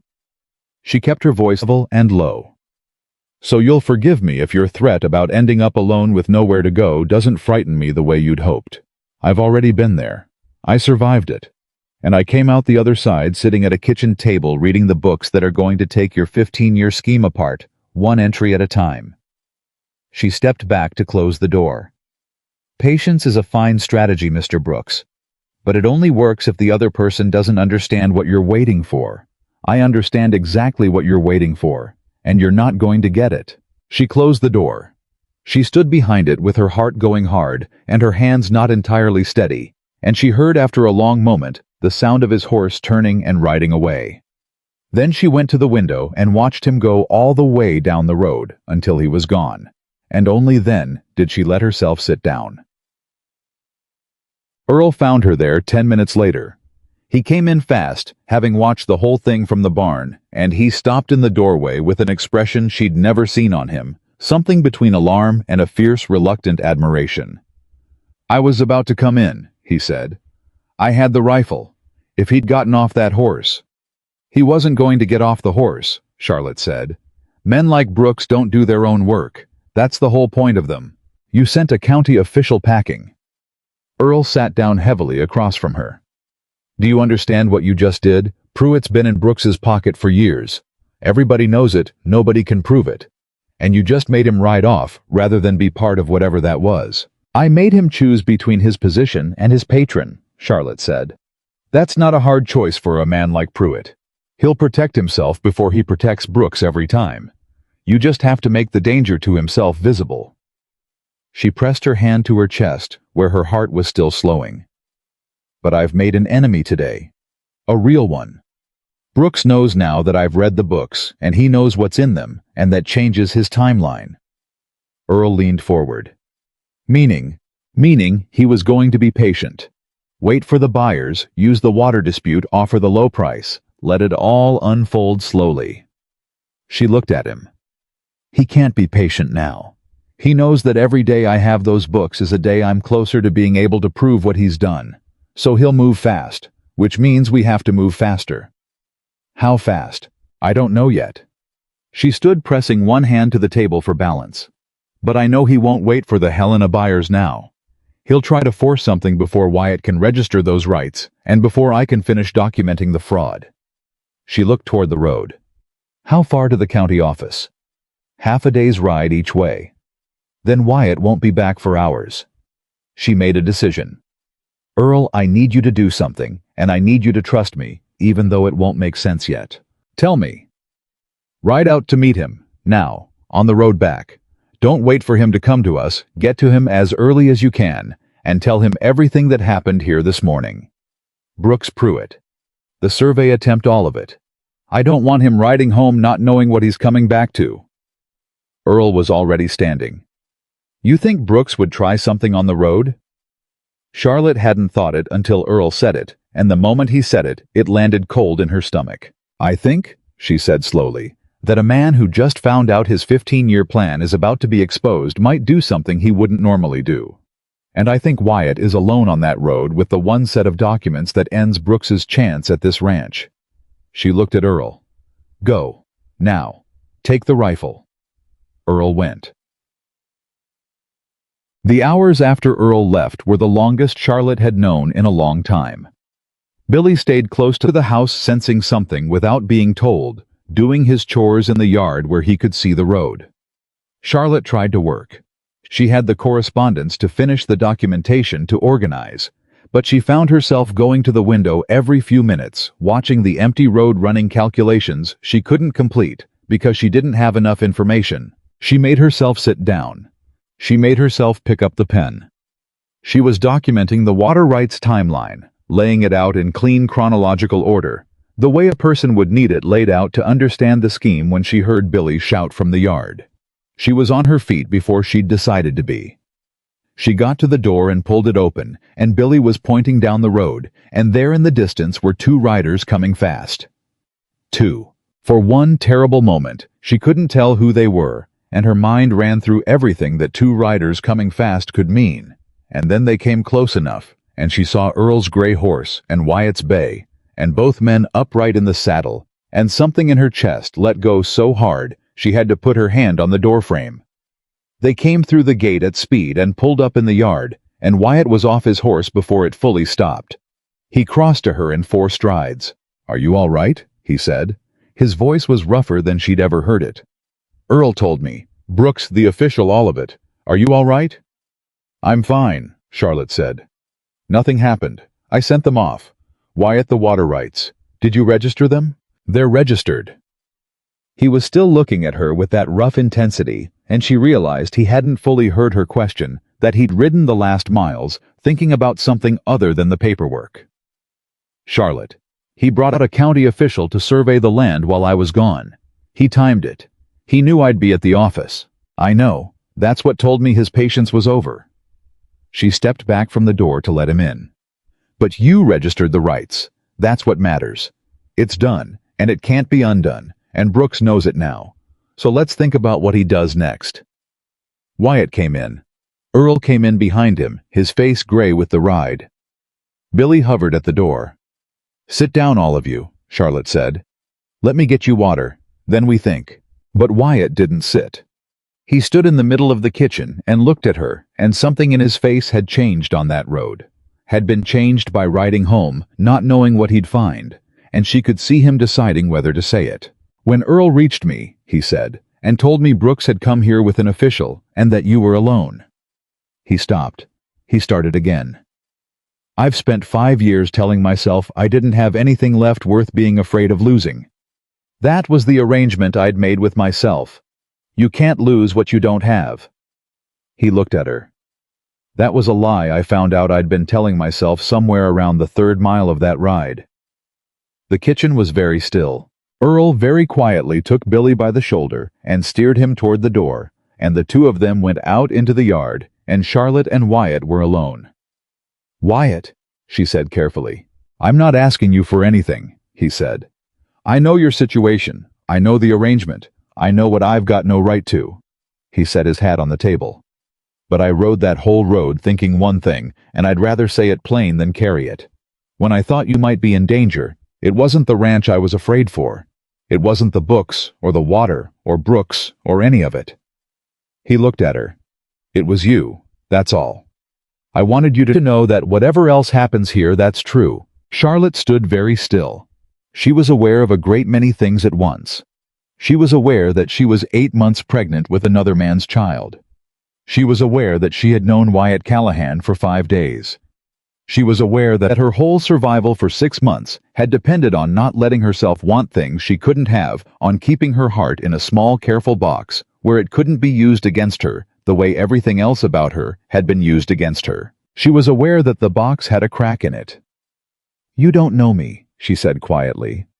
5 days, Wyatt. You don't know me. I know you walked 2 days and knocked 10 doors and only stopped when one opened, Wyatt said. I know you found a dying calf at 4 in the morning and got down on a barn floor 8 months pregnant to save him. I know you read 15 years of a man's deceit and never once made me feel like a fool for not seeing it myself. I know you stood in that doorway this morning and sent a county official running with nothing but your own 2 hands and your own clear head. He held her eyes. I've known men my whole life. I understood less than I understand you after 5 days. So don't tell me I don't know you. Tell me I'm wrong to feel it if you want. But don't tell me I don't know you. She didn't tell him he was wrong. She couldn't. It would have been a lie, and she had decided a long time ago that she was done building her life on lies, even convenient ones, even protective ones.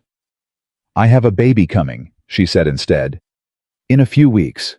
A baby that isn't yours from a man who left me. That's not a small thing to take on, Wyatt. That's not something you decide in 5 days on the strength of a feeling on a road. No, he agreed. It's not. He picked up his hat again, turned it once in his hands. So I'm not deciding it in 5 days. I'm telling you what's true in 5 days, and letting the rest come as it comes. I've spent 5 years refusing to want anything because wanting cost too much the last time. I'm done with that. But I'm not going to rush you, and I'm not going to make my feeling your obligation. He set the hat down again. You came here for a roof.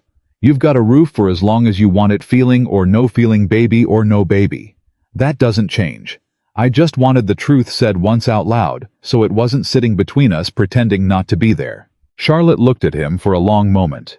Then she said very quietly, The lamp was out in the study last night.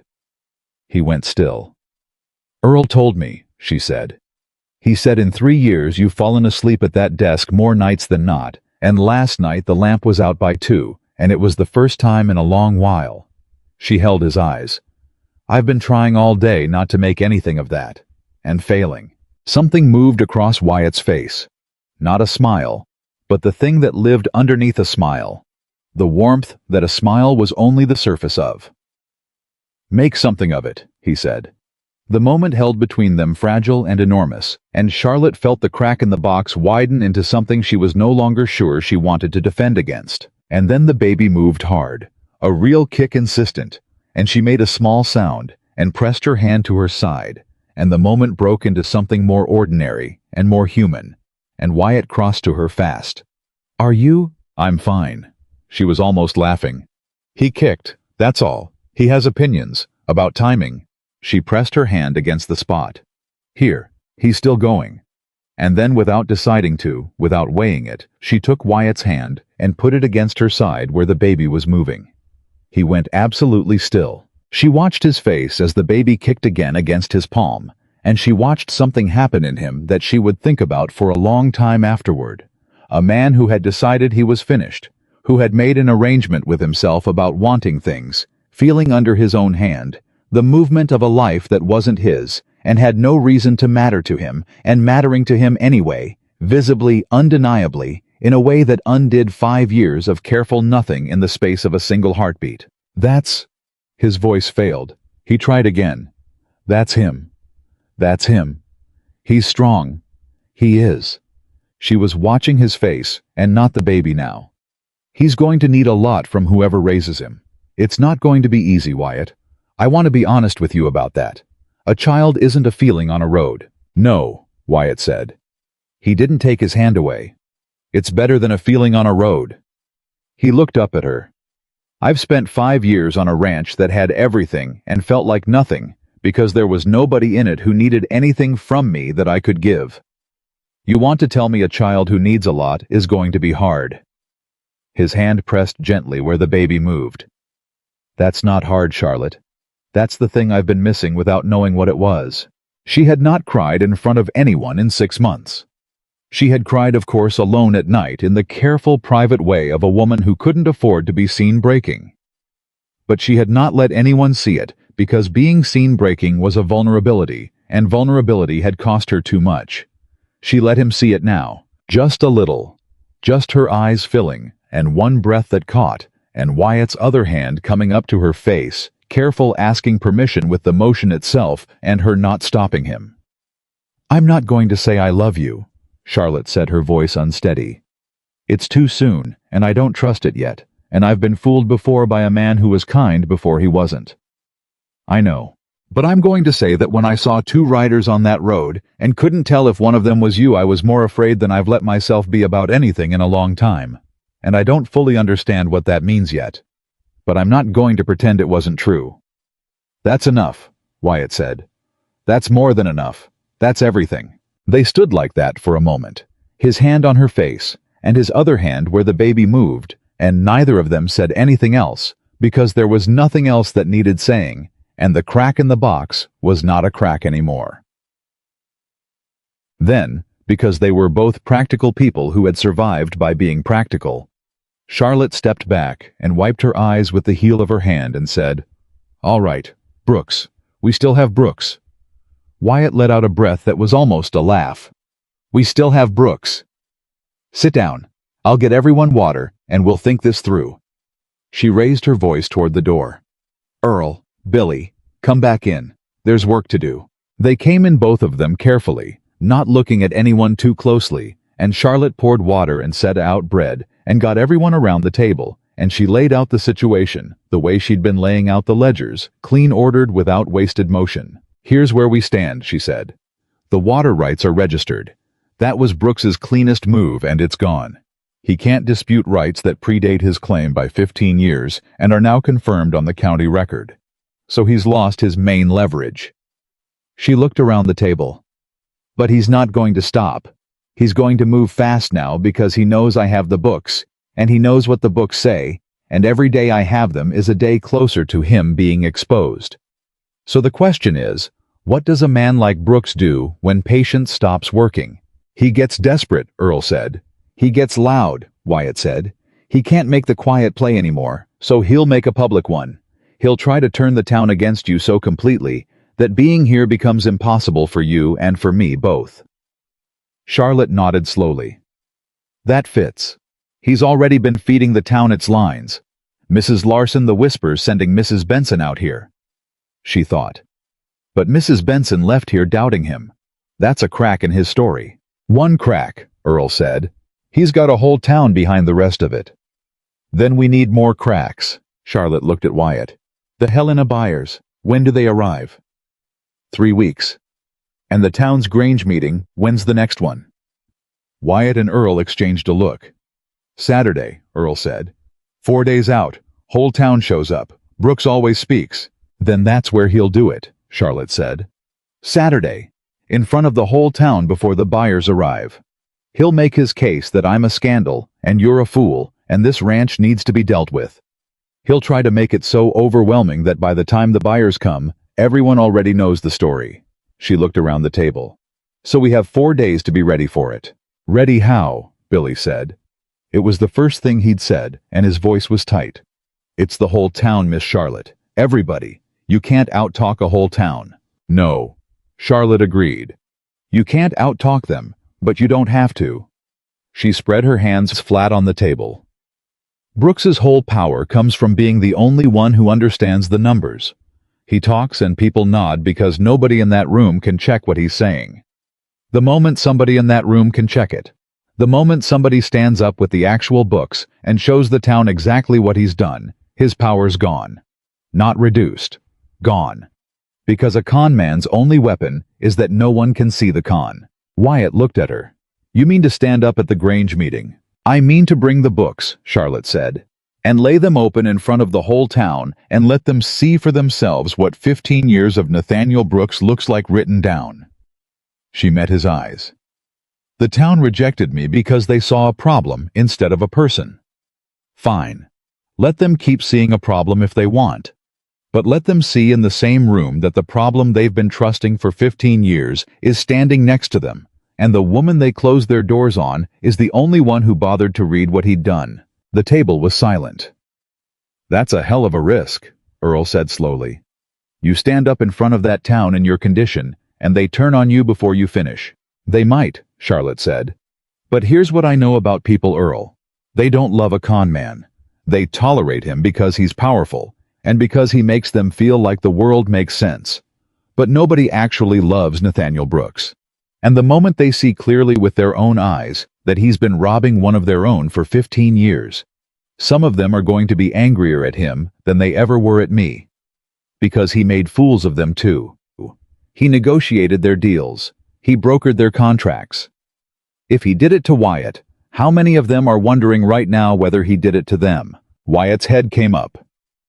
That's it, he said quietly. That's the whole thing right there. He didn't just do this to me. He's been doing it in this county for 15 years. Every low contract, every deal that went bad, every man who couldn't figure out why his numbers never quite worked. He looked at Charlotte. If we show them what he did to me, we're showing them what he probably did to them. Yes, Charlotte said. And that's how one woman with a book full of numbers takes apart a man the whole town's afraid to cross. You don't fight him alone. You show the town they've been fighting him alone this whole time without knowing it, and then you're not one woman against a town anymore. You're a whole county that just found out who's been robbing them. Wyatt looked at her for a long moment. Then he stood, went around the table, and did something Charlotte didn't expect. He put his hand on her shoulder in front of Earl and Billy, plainly a man declaring where he stood. 4 days, he said. We get those books ready to show the whole town. 4 days, Charlotte agreed. And Charlotte. His hand tightened slightly on her shoulder. Whatever happens in that Grange Hall Saturday, you're not standing up there alone. When you stand, I stand with you. Every man at this table stands with you. He looked at Earl and Billy. That right? That's right, Earl said without hesitation. That's right, Billy said, and his voice cracked on it, and nobody remarked on it. Charlotte looked around the table at the three of them. The rancher who'd decided he was finished, the foreman who'd stayed 16 years, the boy who'd never learned to hide what he felt. And she thought about how she'd walked onto this property 5 days ago with a bag and a broken heart, and the stubborn belief that one more door might be different. It had been different. It had been so much more different than she could have imagined. All right, she said, and her voice was steady, now steady and clear. The voice of a woman who had found the ground she meant to stand on, and did not intend to be moved off it. Then let's get to work. We've got 4 days a town full of people who think they know the truth, and a man who's about to find out what happens when the person he threatened turns out to be the one holding the books. She pulled the first ledger toward her and opened it. Outside, the afternoon was moving toward evening, and the road stayed empty, and somewhere across the valley, Nathaniel Brooks was making whatever plans a cornered man makes. But inside the kitchen of the Callahan ranch, 4 people bent over a table full of numbers, and for the first time in a long time, none of them was afraid of what was coming. They were getting ready for it. The 4 days went fast, and none of them the way Charlotte had planned. She had meant to spend them building the case, organizing the ledgers, drafting the timeline, preparing exactly what she'd say and in what order. She did all of that working at the kitchen table until her back gave out each night and Wyatt made her stop. But the days had other business too, and the other business was the thing she hadn't planned for the four of them becoming, without anyone naming it, something like a family preparing to fight for itself. Wyatt was different now. Not softer exactly. He'd never been soft, and he wasn't going to start, but present in a way he hadn't been. He came into the kitchen a dozen times a day, ostensibly for coffee. Actually to check on her, and he'd taken to putting his hand on her shoulder when he passed a small, steady contact that she'd stopped pretending she didn't wait for. On the second day, she caught him standing in the doorway of the empty room across the hall from hers, the one that had been closed up for years, with a measuring stick in his hand, and when she asked what he was doing, he said, "Nothing," in the voice of a man who was building a cradle in his head and wasn't ready to say so. She didn't press him. But she looked at the room too later when he'd gone. Earl had appointed himself her guardian without discussion. He wouldn't let her lift anything, wouldn't let her walk to the barn alone, and had taken to sleeping with the rifle within reach, in a way that told her he took the threat of Brooks more seriously than he was saying. Billy had become her researcher. She'd send him into town for small errands, and he'd come back with reports of what people were saying, and each day the reports were the same. The same Brooks was talking. The Grange meeting Saturday. Everyone would be there. Everyone had heard about the pregnant woman at the Callahan place. "They're saying you've got him under a spell," Billy reported on the third day, red-faced and reluctant. That's the word Mrs. Larson used. Spell. A spell. Charlotte almost laughed. "I'm 8 months pregnant and I fall asleep by 9. Some spell." But underneath the laugh, she felt the cold of it. The way a town given a story it wanted to believe would sand off every inconvenient fact until only the story remained. She was not a woman doing honest work for shelter. She was a temptress, a schemer, a spell. It was easier. It let them keep believing they'd been right to close their doors. She let herself feel the cold for exactly 30 seconds. Then she put it back in its place and went on. On the night before the meeting, she couldn't sleep. She lay in the dark with her hand on her stomach, and the baby quiet for once, and she went through it all again, the numbers, the timeline, the exact sequence she'd lay out. She'd done it 100 times. She did it again. And underneath the rehearsal ran the other thing, the fear she wasn't saying out loud to anyone, that it wouldn't matter.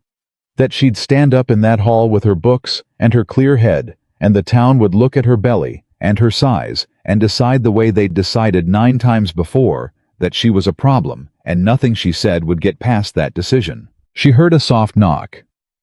"Charlotte." Wyatt's voice low through the door. "You awake?" "I'm awake." A pause. "Can I come in?" She sat up carefully. "Yes." He came in and sat on the edge of the chair by the door, keeping his distance, a man being careful. In the dark, she could just make out the shape of him. "I couldn't sleep either," he said. "I keep going through it," she admitted. "And I keep landing in the same place. What if it doesn't work?" "Wyatt. What if I stand up there and they just see what they've decided to see? What if the books don't matter because they've already made up their minds about me?" He was quiet for a moment. "When Margaret left," he said, "she stood in the doorway of this house and told me the whole valley knew what I was. That I was cold, that I was empty, that any woman who married me was signing up for a life of talking to a stone wall." He said it evenly, but she heard the old wound under it worn smooth, but still there. "And for 5 years I believed her because she said it with such certainty that it seemed like it had to be true. I let one person's decision about who I was become the truth about who I was." "Wyatt, let me finish." He leaned forward. "What I'm telling you is, I know that fear. The fear that somebody else's decision about you is going to stick no matter what you do. I lived inside it for 5 years. He paused. "And then a woman walked up to my gate who'd had 10 doors closed on her and hadn't let a single one of those decisions become the truth about her. Who read 15 years of a con man's work and never once decided she was the problem." His voice was rough. "You want to know what changes a person's mind about who you are, Charlotte? It's not the numbers. The numbers help. But what changes minds is watching someone refuse to become the thing everyone decided they were. That's what you've been doing since the day you got here.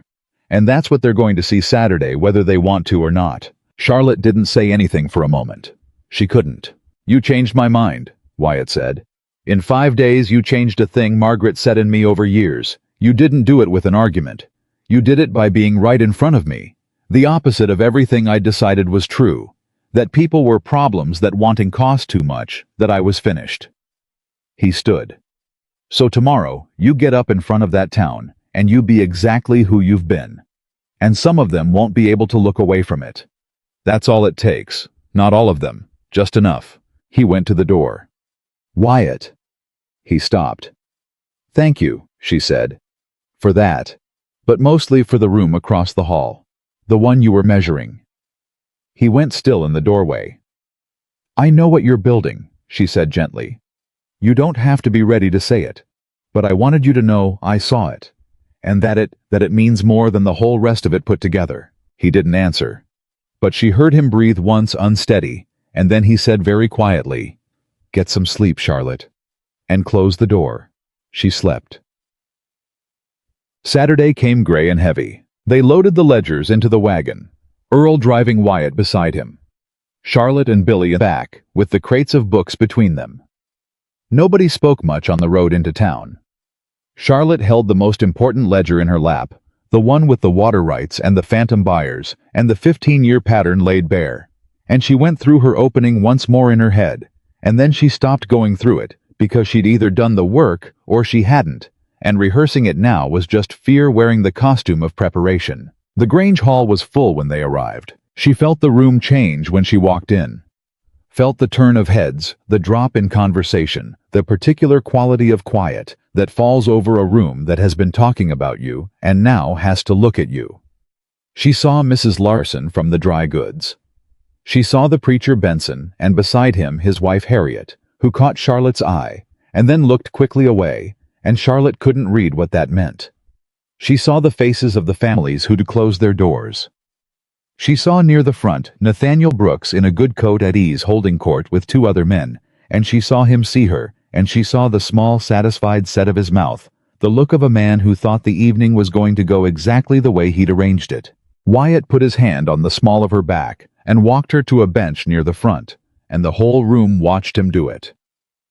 They're all here, Billy whispered white-faced. Everybody. Good, Charlotte said quietly. That's what we need. Everybody in one room. The meeting opened with ordinary business. A road repair, a dispute over grazing boundaries, the schedule for the fall market. Charlotte sat through it with her hands folded on the ledger and her heart going steady and hard, and she watched Brooks wait. Watched him bide his time with the patience of a man who'd done this before and knew exactly when to move.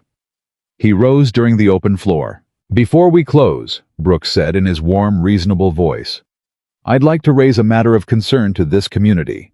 It's not a comfortable one, and I raise it reluctantly, but I believe silence would be a disservice to us all. He turned slightly so that his next words took in the whole room. Many of you have heard that there's a woman living at the Callahan Ranch. A woman in a delicate condition, with no husband, no family here, no standing among us. I've said nothing about it for weeks, because a man's private household is his own affair. A pause perfectly weighted. But it's gone beyond a private matter now. Wyatt Callahan has buyers coming from Helena in 3 weeks, serious men whose good opinion reflects on this whole county. And I put it to you plainly, what will those men think when they find a respectable ranch being run as, he let the pause do the ugly work, as something other than respectable? A murmur went through the hall. Charlotte felt Wyatt tense beside her. She put her hand on his arm lightly. Not yet. I don't say this to shame anyone, Brooks continued, and the false gentleness of it turned Charlotte's stomach. I say it because I care about this county's good name, and because frankly I'm concerned about Wyatt's judgment. We all know he's had a hard few years. We all know his operation has struggled. A man in that position is vulnerable to influence, to a person who might see an opportunity in his loneliness. He looked then directly at Charlotte, and his voice dropped into something that sounded like sorrow, and was nothing of the kind. I don't know this woman's intentions, but I know that a pregnant stranger who attaches herself to a struggling widower's household and starts going through his private books and turning him against his oldest friends. That is a pattern this community has a right to be concerned about." The murmur grew, and Charlotte understood in that moment exactly what he'd done. He'd gotten ahead of her. He'd known she had the books, and instead of hiding from it, he'd turned it into the accusation. "She's going through his private book. She's the schemer. She's the one working an angle." He'd taken her strongest weapon and painted it as the proof of her guilt. It was, she had to admit, very good. Wyatt started to rise. Charlotte held his arm. "Let me," she said low. "This is mine to answer." And she stood up. The whole room turned. She felt the weight of every eye, the drop to her belly, the return to her face, the collective decision forming she'd felt 100 times. She stood in the middle of it and let them look, and she waited until the murmur died into the particular silence of a crowd that hadn't expected the problem to stand up and speak for itself. "My name is Charlotte Whitmore," she said. Her voice carried clear and steady to the back of the hall. "Mr. Brooks is right about one thing. I have been going through Wyatt Callahan's private books." She let that sit. Let them lean into the confession. "I've been going through them," she continued, "because Wyatt Callahan asked me to. Because I can read a ledger and he needed someone who could. And because after 3 days on that ranch, I saw something in those books that I think every person in this room needs to hear about." She lifted the ledger. "So Mr. Brooks is correct. I've read his private books. What I'd like to do now, with the permission of this meeting, is tell all of you what's in them." The silence changed. Brooks was still standing. His warm expression hadn't moved, but Charlotte watched his eyes, and his eyes had gone very still, the eyes of a man recalculating fast. "This is exactly what I warned about," Brooks said smoothly. "A stranger inserting herself into—" "Mr. Brooks brokered the Callahan cattle contract in 1885, Charlotte said, and she raised her voice just enough to ride over his clear and factual, the voice of a woman reading a record. "He arranged the sale to a buyer named Whitfield from Billings. The price was $42 per head, below the county average for that season." She opened the ledger to the page she'd marked. "I have the contract here. I also have a letter from the Billings County Recorder's Office." She held up the second paper, the reply that had come back 3 days ago, that she had not told anyone but Wyatt about. "I wrote to them last week to confirm the registration of the traders in these deals. Their reply states that no trader named Whitfield was registered in Billings in 1885, or in any year. There is no Whitfield." The hall went dead silent. "There is no Whitfield," Charlotte repeated into that silence. "Which means the buyer Mr. Brooks negotiated with on Wyatt Callahan's behalf at $42 per head below market did not exist. Which raises a question I'd very much like answered. If there was no buyer named Whitfield, then who bought those cattle? And where did the difference between the real price and the recorded price go?" Brooks's face had changed. The warmth was gone. For the first time, the room could see what was underneath it. "This is slander," he said, and his voice had lost its music. "This woman has no standing to—" "I'm not finished," Charlotte said. And something in the way she said it, level, unhurried, entirely without fear, held the room. She turned a page. "In March of 1886, a dispute was filed against the Callahan water rights. The filing party was N. Brooks Land Holdings. It was withdrawn 3 months later, right after the 1886 cattle contract concluded. Also below market. Also brokered by Mr. Brooks." Another page. "In January of 1887, another water dispute was filed. Also by N. Brooks Land Holdings. Also withdrawn in April, right before the spring contract." She looked up at the room. 3 years. 3 disputes filed and withdrawn, each one timed to make Wyatt Callahan feel his water, the water his whole operation depends on, could be taken from him. And each time, right when he felt most vulnerable, his old friend Mr. Brooks was there to broker a deal and make the trouble go away. She let them do the arithmetic. She watched it happen on their faces. "Now here's the part," she said, "that I think matters most to the people in this room. Because I don't expect any of you to care overmuch about what happened to Wyatt Callahan's cattle money. That's his business." She turned to face the crowd fully. But Mr. Brooks has brokered deals for a lot of people in this county. He negotiated contracts. He arranged sales. He's been the man who understands the numbers in a county full of good people, who work with their hands and trust the man who says he'll handle the paperwork. Her voice was very clear now. And I have to ask you, all of you, if he built a phantom buyer to skim $42 a head off Wyatt Callahan, if he filed and withdrew disputes for 3 years to soften a man up for the kill, how sure are you that your deals were clean? How many of you had a contract that never quite added up the way it should have? How many of you walked away from a sale wondering why your numbers came in low, and told yourselves it was a soft market because the man who handled it told you so? The hall erupted, not into shouting, into something worse for Brooks, something quieter and more dangerous. Into muttering. Into the low, urgent sound of 40 people, all turning to their neighbors at once, all asking the same question, all remembering the same private disappointments. Charlotte watched a big man near the back go pale. Watched 2 brothers lean their heads together. Watched a woman put her hand over her mouth. Watched one face at a time, the town do the thing she'd told Earl they would do. Turn from the woman they'd decided was a problem to the man they'd decided to trust and start to wonder. "You have no proof of any of this," Brooks said loud now over the noise. "A false buyer name proves nothing. Records get lost. Names get misspelled. This is a desperate pregnant woman making wild accusations to protect her position in a household that isn't hers." "Then let's ask Harold Pruitt," Charlotte said.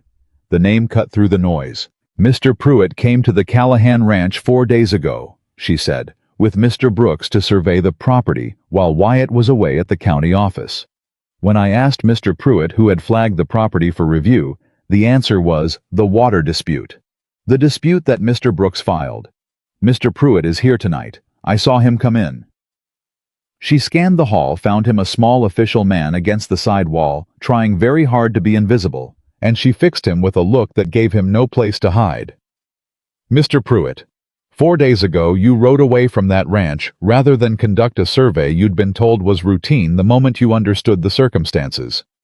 You said, and I remember it clearly, that you don't conduct surveys under contested circumstances because that's how a man loses his position." She held his eyes. "I'm going to ask you in front of this whole town one plain question. Was that survey legitimate, or did Nathaniel Brooks bring you out to flag a property he'd been trying to take for 3 years? Every head in the hall turned to Pruitt. Charlotte watched the small official make for the second time in 4 days. The calculation that men like Brooks always assumed would go their way, whether protecting the powerful man was worth the risk to himself. And she watched in a hall full of his neighbors, all of them staring. All of them now wondering whether Brooks had cheated them too. She watched him understand that this time the safe answer and the true answer were the same answer. Pruitt cleared his throat. His voice cracked. He tried again. "The survey was not requested through normal channels. Mr. Brooks came to me personally. He told me the owner had been notified. When I arrived and found that wasn't true, I removed myself from the situation." He would not look at Brooks. "And I'll say this since I'm being asked plainly. There have been other times, other properties.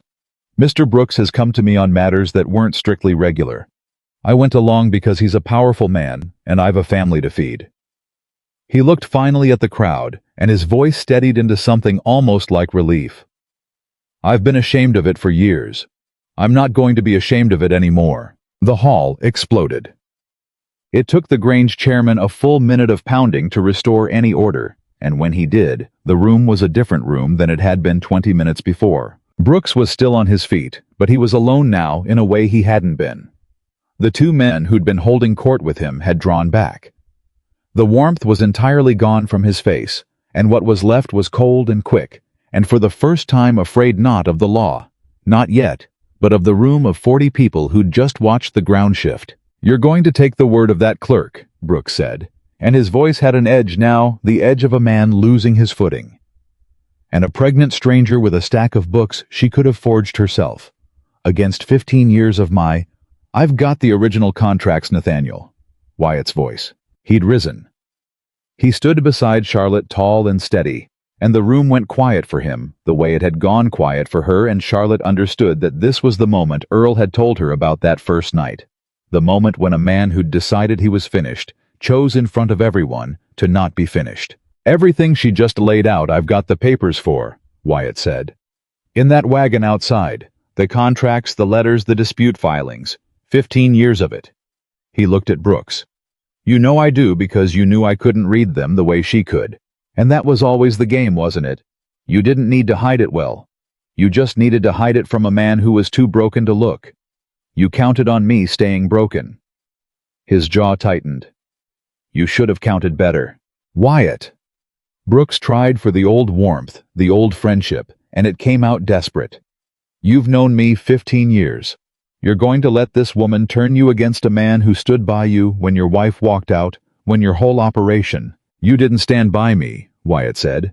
"You stood over me. There's a difference. I know that now." He looked at Charlotte just for a second, and then back at Brooks. "It took a stranger walking up to my gate to show me what standing by a man actually looks like. She had 10 doors closed on her, and no reason on this earth to care what happened to my ranch. And she read those books for 3 nights straight, and never once used what she found to her own advantage. You had 15 years and every advantage, and you used all of it to bleed me dry." His voice dropped. "So don't you dare stand in this hall and talk to me about who stood by whom." The room was utterly silent. And then Harriet Benson stood up. Charlotte turned surprised and saw the preacher's wife on her feet, her face pale but set her hands not quite steady. "I want to say something," Mrs. Benson said. Her voice shook and then found itself. 4 days ago, Nathaniel Brooks came to my husband and asked him to help persuade this community that Miss Whitmore was a scandal that needed removing. And I went out to the Callahan ranch myself to look this woman in the eye and tell her to leave." She swallowed. "And what I found was a woman doing honest work in a clean kitchen who told me plainly without asking me to believe her that Nathaniel Brooks was working to take that ranch and that if I helped run her off the only person I'd be helping was him." Her voice steadied further. "I didn't want to believe her. It was easier not to. But I couldn't unhear it. And now I've sat here and watched every word she said to me come true in front of my own eyes." She looked around at her neighbors. "We closed our doors on this woman, all of us. And she's the only one in this whole valley who's told us the truth." She sat down. And the room which had been muttering went quiet in a new way. The quiet of a crowd that has just been shown itself and doesn't like what it sees and has to decide what to do about it. Brooks made one more move. Charlotte had known he would. Men like him always had one more move. "Fine," he said, and dropped the warmth entirely. And what came out now was the real man, cold and stripped of pretense. "Say it's all true. Say every word of it. What are you going to do about it?" He looked around the hall, and his voice took on a hard, ugly confidence. "I own half the paper in this county. I hold notes on a dozen of you sitting in this room right now. You want to make an enemy of me over Wyatt Callahan's cattle money. Think carefully, because I have a very long memory, and I can afford to be patient, and every one of you knows it." He turned slowly, letting the threat land on face after face. "This meeting is over. Go home. Forget the theatrics. And remember who holds your paper." For a moment, one terrible moment, Charlotte watched it work. Watched the fear move back into the room. Watched people drop their eyes. Watched the old power reassert itself. Brooks had found the pressure point of the whole county, and he was leaning on it with everything he had.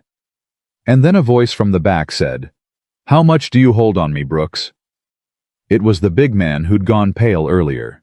He stood up now, slow and heavy. "Because I've been trying to pay you off for 6 years, he said, "and every year the number's bigger than I figured it ought to be. And I never could work out why. Told myself I was bad at sums."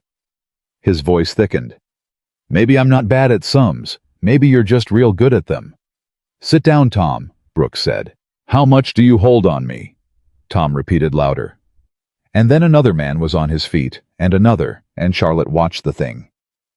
She'd gambled everything on, finally happen all the way. Watched the fear that Brooks had used to rule them turn in the space of a minute into the fury of people who'd just realized that the man they were afraid of had been robbing them the whole time they were being afraid. "I want my contracts reviewed," someone shouted. "I want them all reviewed, by her, by somebody who can read them. So do I. So do I. And it was over. Charlotte saw the exact moment Brooks understood it was over. Saw the confidence collapse, saw him look around a hall full of people who were no longer afraid of him, and were now all at once remembering every deal that had never quite added up. He'd held the county through fear and the illusion that no one could see the con. She'd taken the illusion away in 20 minutes, and without it, the fear had nothing left to stand on. I didn't shout. He didn't threaten again. Men like Brooks were in the end cowards, and cowards knew the exact moment to stop performing. He picked up his hat, and he walked out of the Grange Hall, and the crowd let him go, but Charlotte saw the way they watched him leave, and she knew he would not hold his old power in this county again. The paper he held would be reviewed. The deals would be examined. And a man whose entire strength had been that no one could see him clearly had just been seen clearly by everyone at once. It took another hour for the hall to settle. People came up to Charlotte awkwardly. Most of them not quite able to meet her eyes, because it is a hard thing to face a person you closed your door on. Tom. The big man took her hand in both of his, and couldn't get any words out at all, and she squeezed his hand and told him to bring his contracts by the ranch, and she'd look at every page. Mrs. Larson from the dry goods came and stood in front of her, and said stiffly that perhaps she'd been hasty, and Charlotte, who had every right to be cold, said only, "We're all hasty sometimes, Mrs. Larson.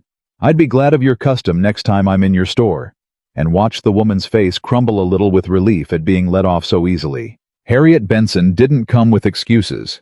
She came and stood beside Charlotte and said, "When your time comes, and it's soon by the look of you, I've helped bring a good many babies into this valley. I'd be honored if you'd have me." And Charlotte, who had walked into this town with 9 closed doors behind her, and no one in the world felt her throat close, and said, "I'd be grateful, thank you." They loaded the ledgers back into the wagon in the dark. Charlotte was exhausted in a way that went past the physical, and Wyatt lifted her up onto the wagon seat himself, rather than let her climb, and she let him. And she sat there in the cool dark, with the town's lamps behind them, and the road home ahead, and Earl clucked to the horses, and they started back. Nobody spoke for the first mile. Then Billy from the back said, "That was," and couldn't finish, and started again. "I've never seen anything like that in my whole life." And Earl said, "No," quietly, "neither have I." And there was something in Earl's voice that Charlotte had never heard there before, and she understood it after a moment as pride. Wyatt sat beside her.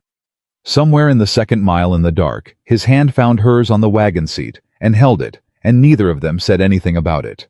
"You were right," he said finally low, just for her. "About all of it. The books, the town, the way it would turn. You saw the whole thing before it happened." "I got lucky," Charlotte said. "It could have gone the other way. If Pruitt had lied. If Tom hadn't stood up."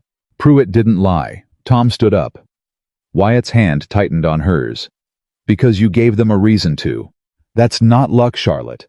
That's you understanding people better than they understand themselves, and betting on the best in them when everybody else was betting on the worst."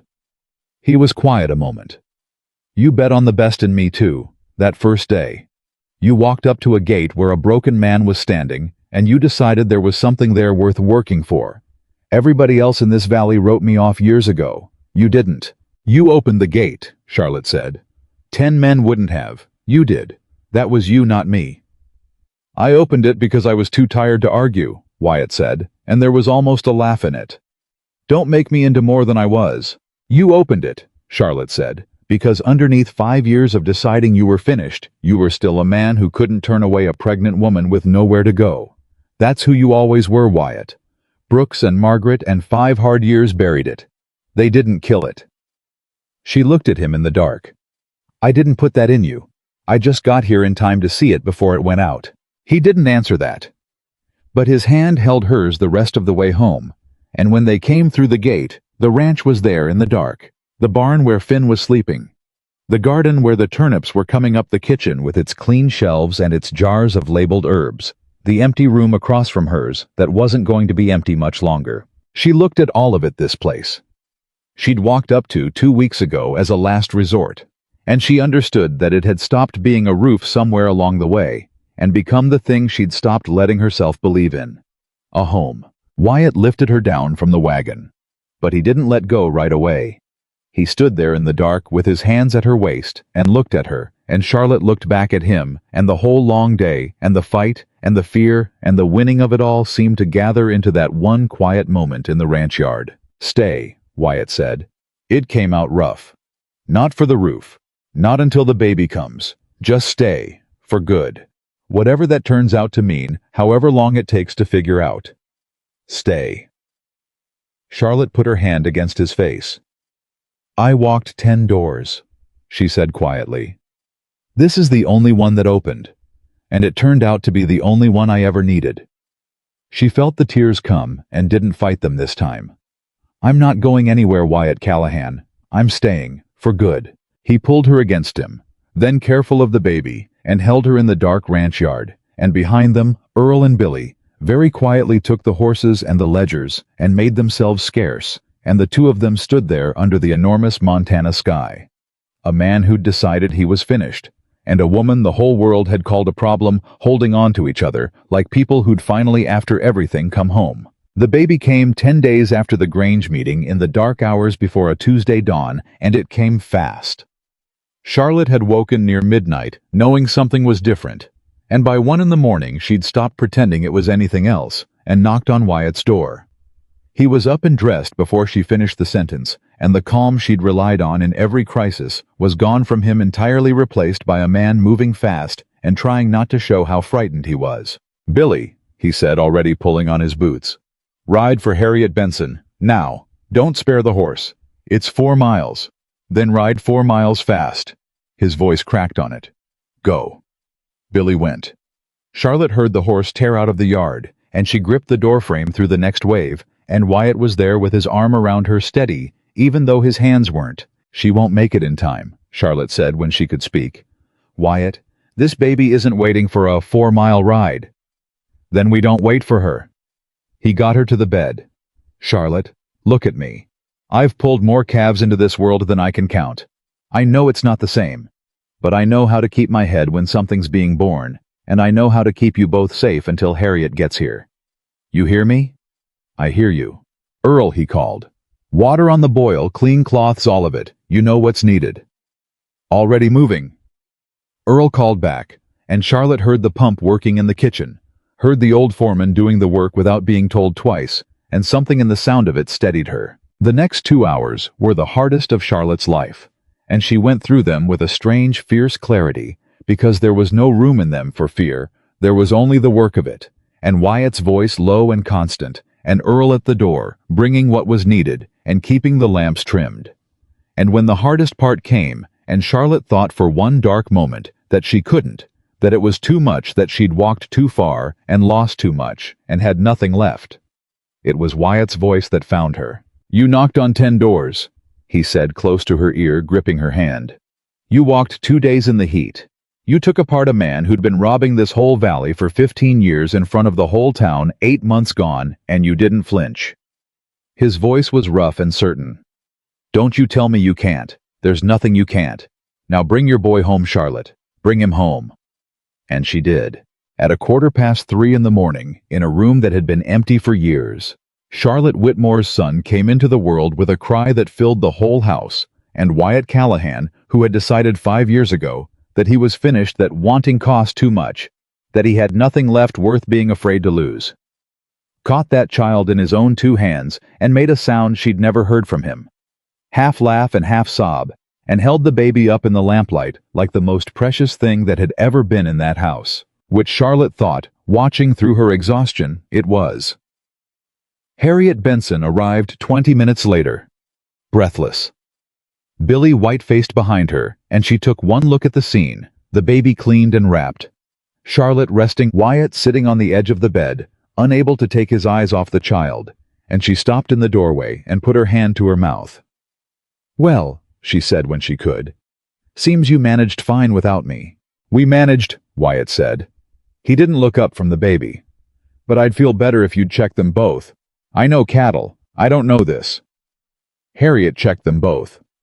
Mother and child, she pronounced, were healthy and strong. And then, because she was a woman who'd brought 100 babies into this valley and understood a moment when she saw one, She gathered Billy and Earl and steered them firmly out of the room and left Charlotte and Wyatt alone with the boy. "He's got your chin," Wyatt said quietly.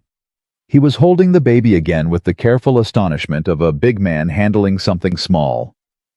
"Look at that. Stubborn chin. He's going to be trouble."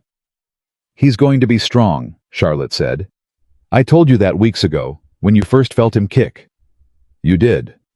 Wyatt looked at her. "Have you got a name?" Charlotte had thought about this for weeks. She'd turned over a dozen names and discarded all of them because none of them had felt right, and she'd worried she'd know the right one only when it was too late. She knew it now. "I want to name him after the man who taught me to read what people are saying underneath what they say out loud," she said. "The one who taught me I never had to be helpless in a room full of paper. My father. His name was Thomas." "Thomas." Wyatt tried it. "Thomas Whitmore." Charlotte was quiet for a moment. Then she said, carefully watching his face, "I was thinking Thomas Callahan. If that's something you'd want. I know it's fast. I know there's a lot we haven't said. But he caught you in his hands before he ever caught anyone else, Wyatt. It seems to me he's already yours whether we make it official or not." Wyatt Callahan, who had not cried in front of another human being in more years than he could count, sat on the edge of the bed with the baby in his arms and wept openly, without hiding it, without apology. "Yeah," he managed. "Yeah, Thomas Callahan. I'd God Charlotte. I'd want that more than I've wanted anything in my whole life." She reached up and put her hand on his face on the tears, and he leaned into it, and the baby made a small sound between them and outside the window. The first gray light of the Tuesday dawn came up over the valley that had rejected them both, and would from this morning forward tell an entirely different story about who they were. They married in the fall when Thomas was 6 weeks old, and the turnips Charlotte had planted her first week had come up in long, healthy rows, and half the valley came to the wedding. It was not the half Charlotte would have predicted. Tom Halloran, the big man who'd stood up at the Grange Hall, brought his whole family and a side of beef for the celebration, because when Charlotte had gone through his contracts, she'd found that Brooks had overcharged him near $400 across 6 years and had helped him file to recover it. Mrs. Larson from the dry goods sewed the christening gown herself and would take no payment. Harriet Benson stood up as Charlotte's matron of honor, because in the weeks after Thomas was born, the two women had become to their mutual surprise genuine friends. Even Harold Pruitt came hat in his hands and told Charlotte quietly that his testimony at the Grange Hall had cost him his position with Brooks's allies, but bought him back his own good opinion of himself, and that he counted it the best trade he'd ever made. Earl gave Charlotte away. She had asked him, and the old foreman had gone so still and so quiet that she'd worried she'd overstepped. And then he'd said in a voice that didn't work quite right, "Miss Charlotte, I've been on this ranch 16 years, and I never had a family of my own. If you're asking me what I think you're asking me." And he'd had to stop, and Charlotte had put her arms around him, and that had been the answer. Nathaniel Brooks was not there. In the weeks after the Grange meeting, the county had done exactly what Charlotte had predicted it would do once the fear was gone. Man after man had brought his contracts to be reviewed. Charlotte had read every one at the kitchen table with Thomas sleeping in a basket beside her, and the pattern had emerged again and again. Small skimmings, phantom fees, disputes filed and withdrawn. The patient bleeding of honest people who'd trusted the man who understood the numbers. The county attorney, faced with a mountain of it, had opened a formal inquiry. Brooks had held on for a while, threatening and bluffing, but a con man's power is the belief that no one can see him, and once everyone could, he had nothing. He'd sold his holdings at a loss and left the valley before the winter, and no one had heard from him since, and no one had gone looking. "You want to know the truth?" Wyatt told Charlotte the night before the wedding. "The county doesn't even talk about him much anymore. 15 years he ran this place through fear, and inside of 2 months, he's a story. People are half embarrassed they ever fell for." He shook his head. "You did that. One woman with a ledger." "We did that," Charlotte corrected. "You stood up in that hall, Wyatt.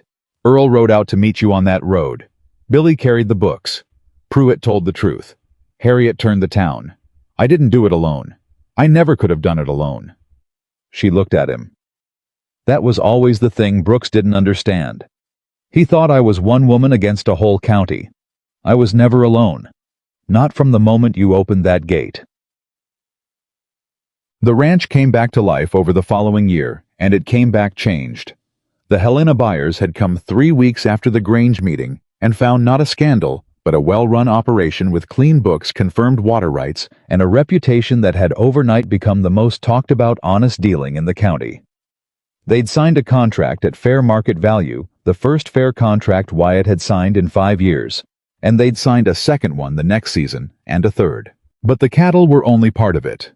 It was Charlotte who'd seen the rest. "You've got 100 acres of good bottomland, doing nothing," she'd told Wyatt that first spring, Thomas on her hip.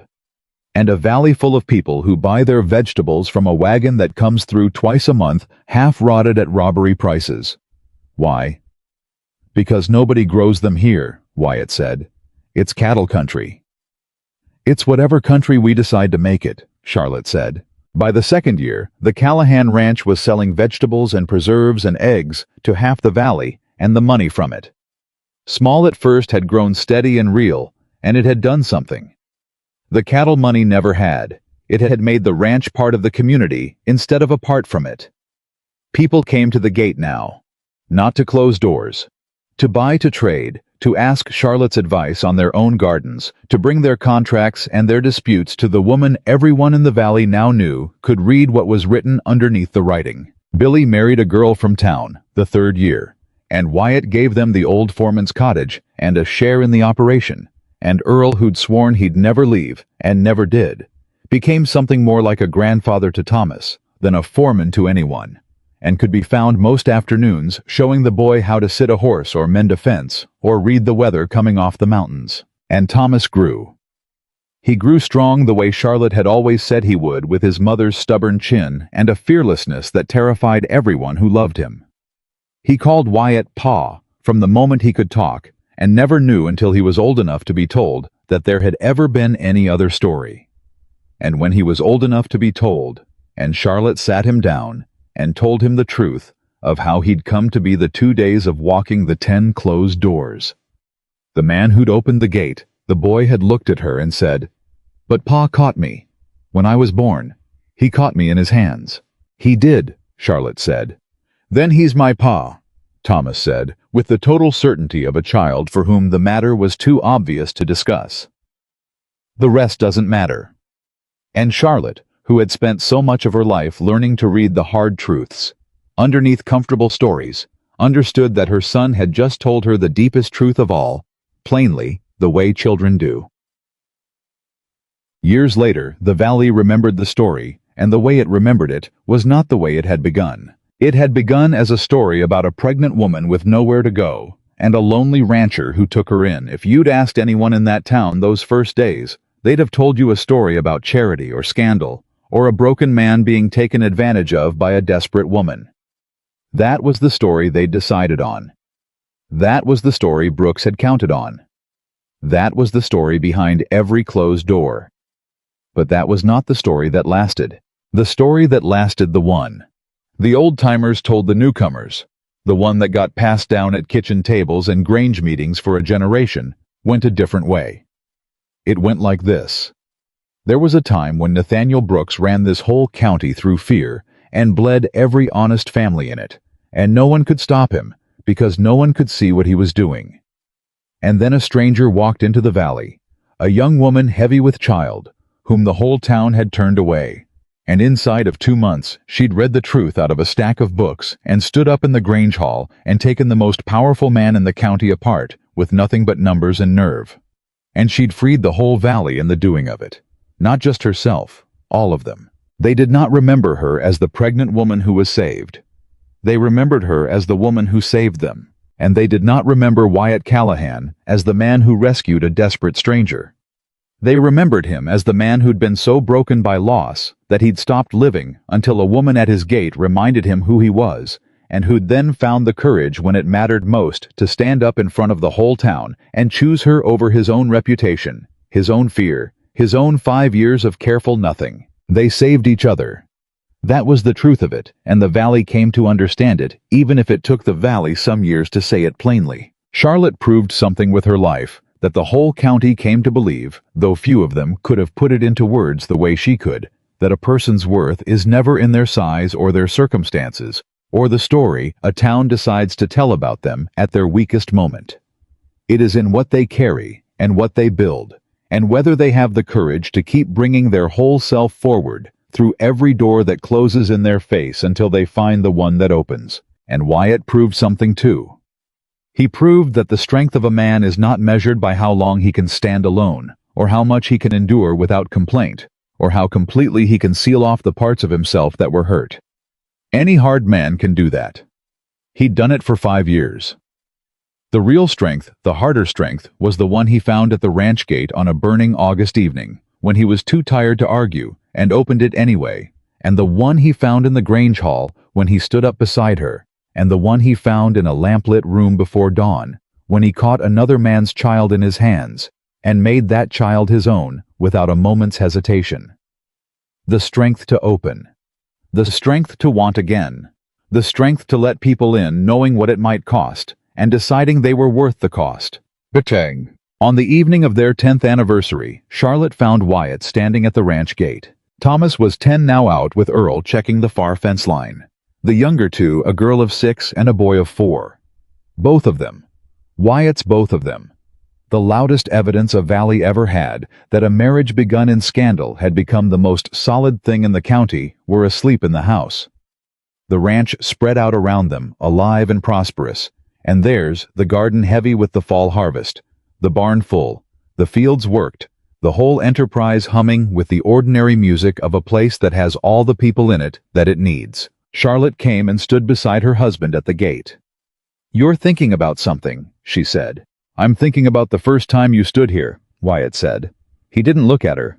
He was looking down the road the way she'd come all those years ago. "You had a bag and a broken heart and a baby coming and 10 closed doors behind you, and you knocked on this gate like you had every right to." He shook his head slowly. "I almost didn't answer. Did I ever tell you that I stood in the yard and heard you knock, and I almost didn't go? I'd gotten so used to nobody coming and nobody worth answering the gate for that I nearly let you knock and walk away." "But you didn't," Charlotte said. "But I didn't." He turned and looked at her, and after 10 years and 3 children and a whole life built together, he still looked at her the way he'd looked at her over a dying calf at 4 in the morning, like she was something he hadn't expected to find and couldn't quite believe he had. "I've thought about it 1,000 times. How close I came to not answering. How different everything—" His voice caught. "There's no ranch here without you. No Thomas. No family. No me, not the real me, the one you dug out from under 5 years of stone. There's just a broken man alone in a dying valley, letting a con man take everything 1 year at a time until there was nothing left." He took her hand. "You didn't just save this ranch, Charlotte. You didn't just save the valley from Brooks. You saved me. From a life that had already ended and just hadn't stopped yet." Charlotte looked at the man she'd married, and the ranch they'd built, and the road she'd walked down all those years ago, with nothing but her hands and her stubbornness, and a refusal to let the world's verdict become her own. "We saved each other," she said. "That's the only kind of saving that lasts, the kind that goes both ways." She leaned into him, and he put his arm around her, and they stood together at the gate where it had all begun. The gate where a rejected woman had once knocked on the last door in the valley, and a broken man had once been too tired to turn her away, and 2 people the whole world had given up on, had found against every closed door and every cruel word and every reason. It should not have been possible, the one place on earth where they belonged. The sun went down over the Montana Valley gold, and unhurried over the fields Charlotte had planted, and the herd Wyatt had rebuilt, and the home they'd made out of a place that had been dying. And Charlotte Callahan, who had once been called a problem, a scandal, a burden, a woman with nowhere to go, stood in the gold light with her husband's arm around her, and her children safe, and her whole life spread out before her. Proof beyond any argument that the world had been wrong about her from the very first closed door. She had never been the woman who needed saving. She had always from the very beginning been the one who did the saving, and the truest measure of Wyatt Callahan. The finest thing the man ever did was that he had been brave enough to open the gate and let her.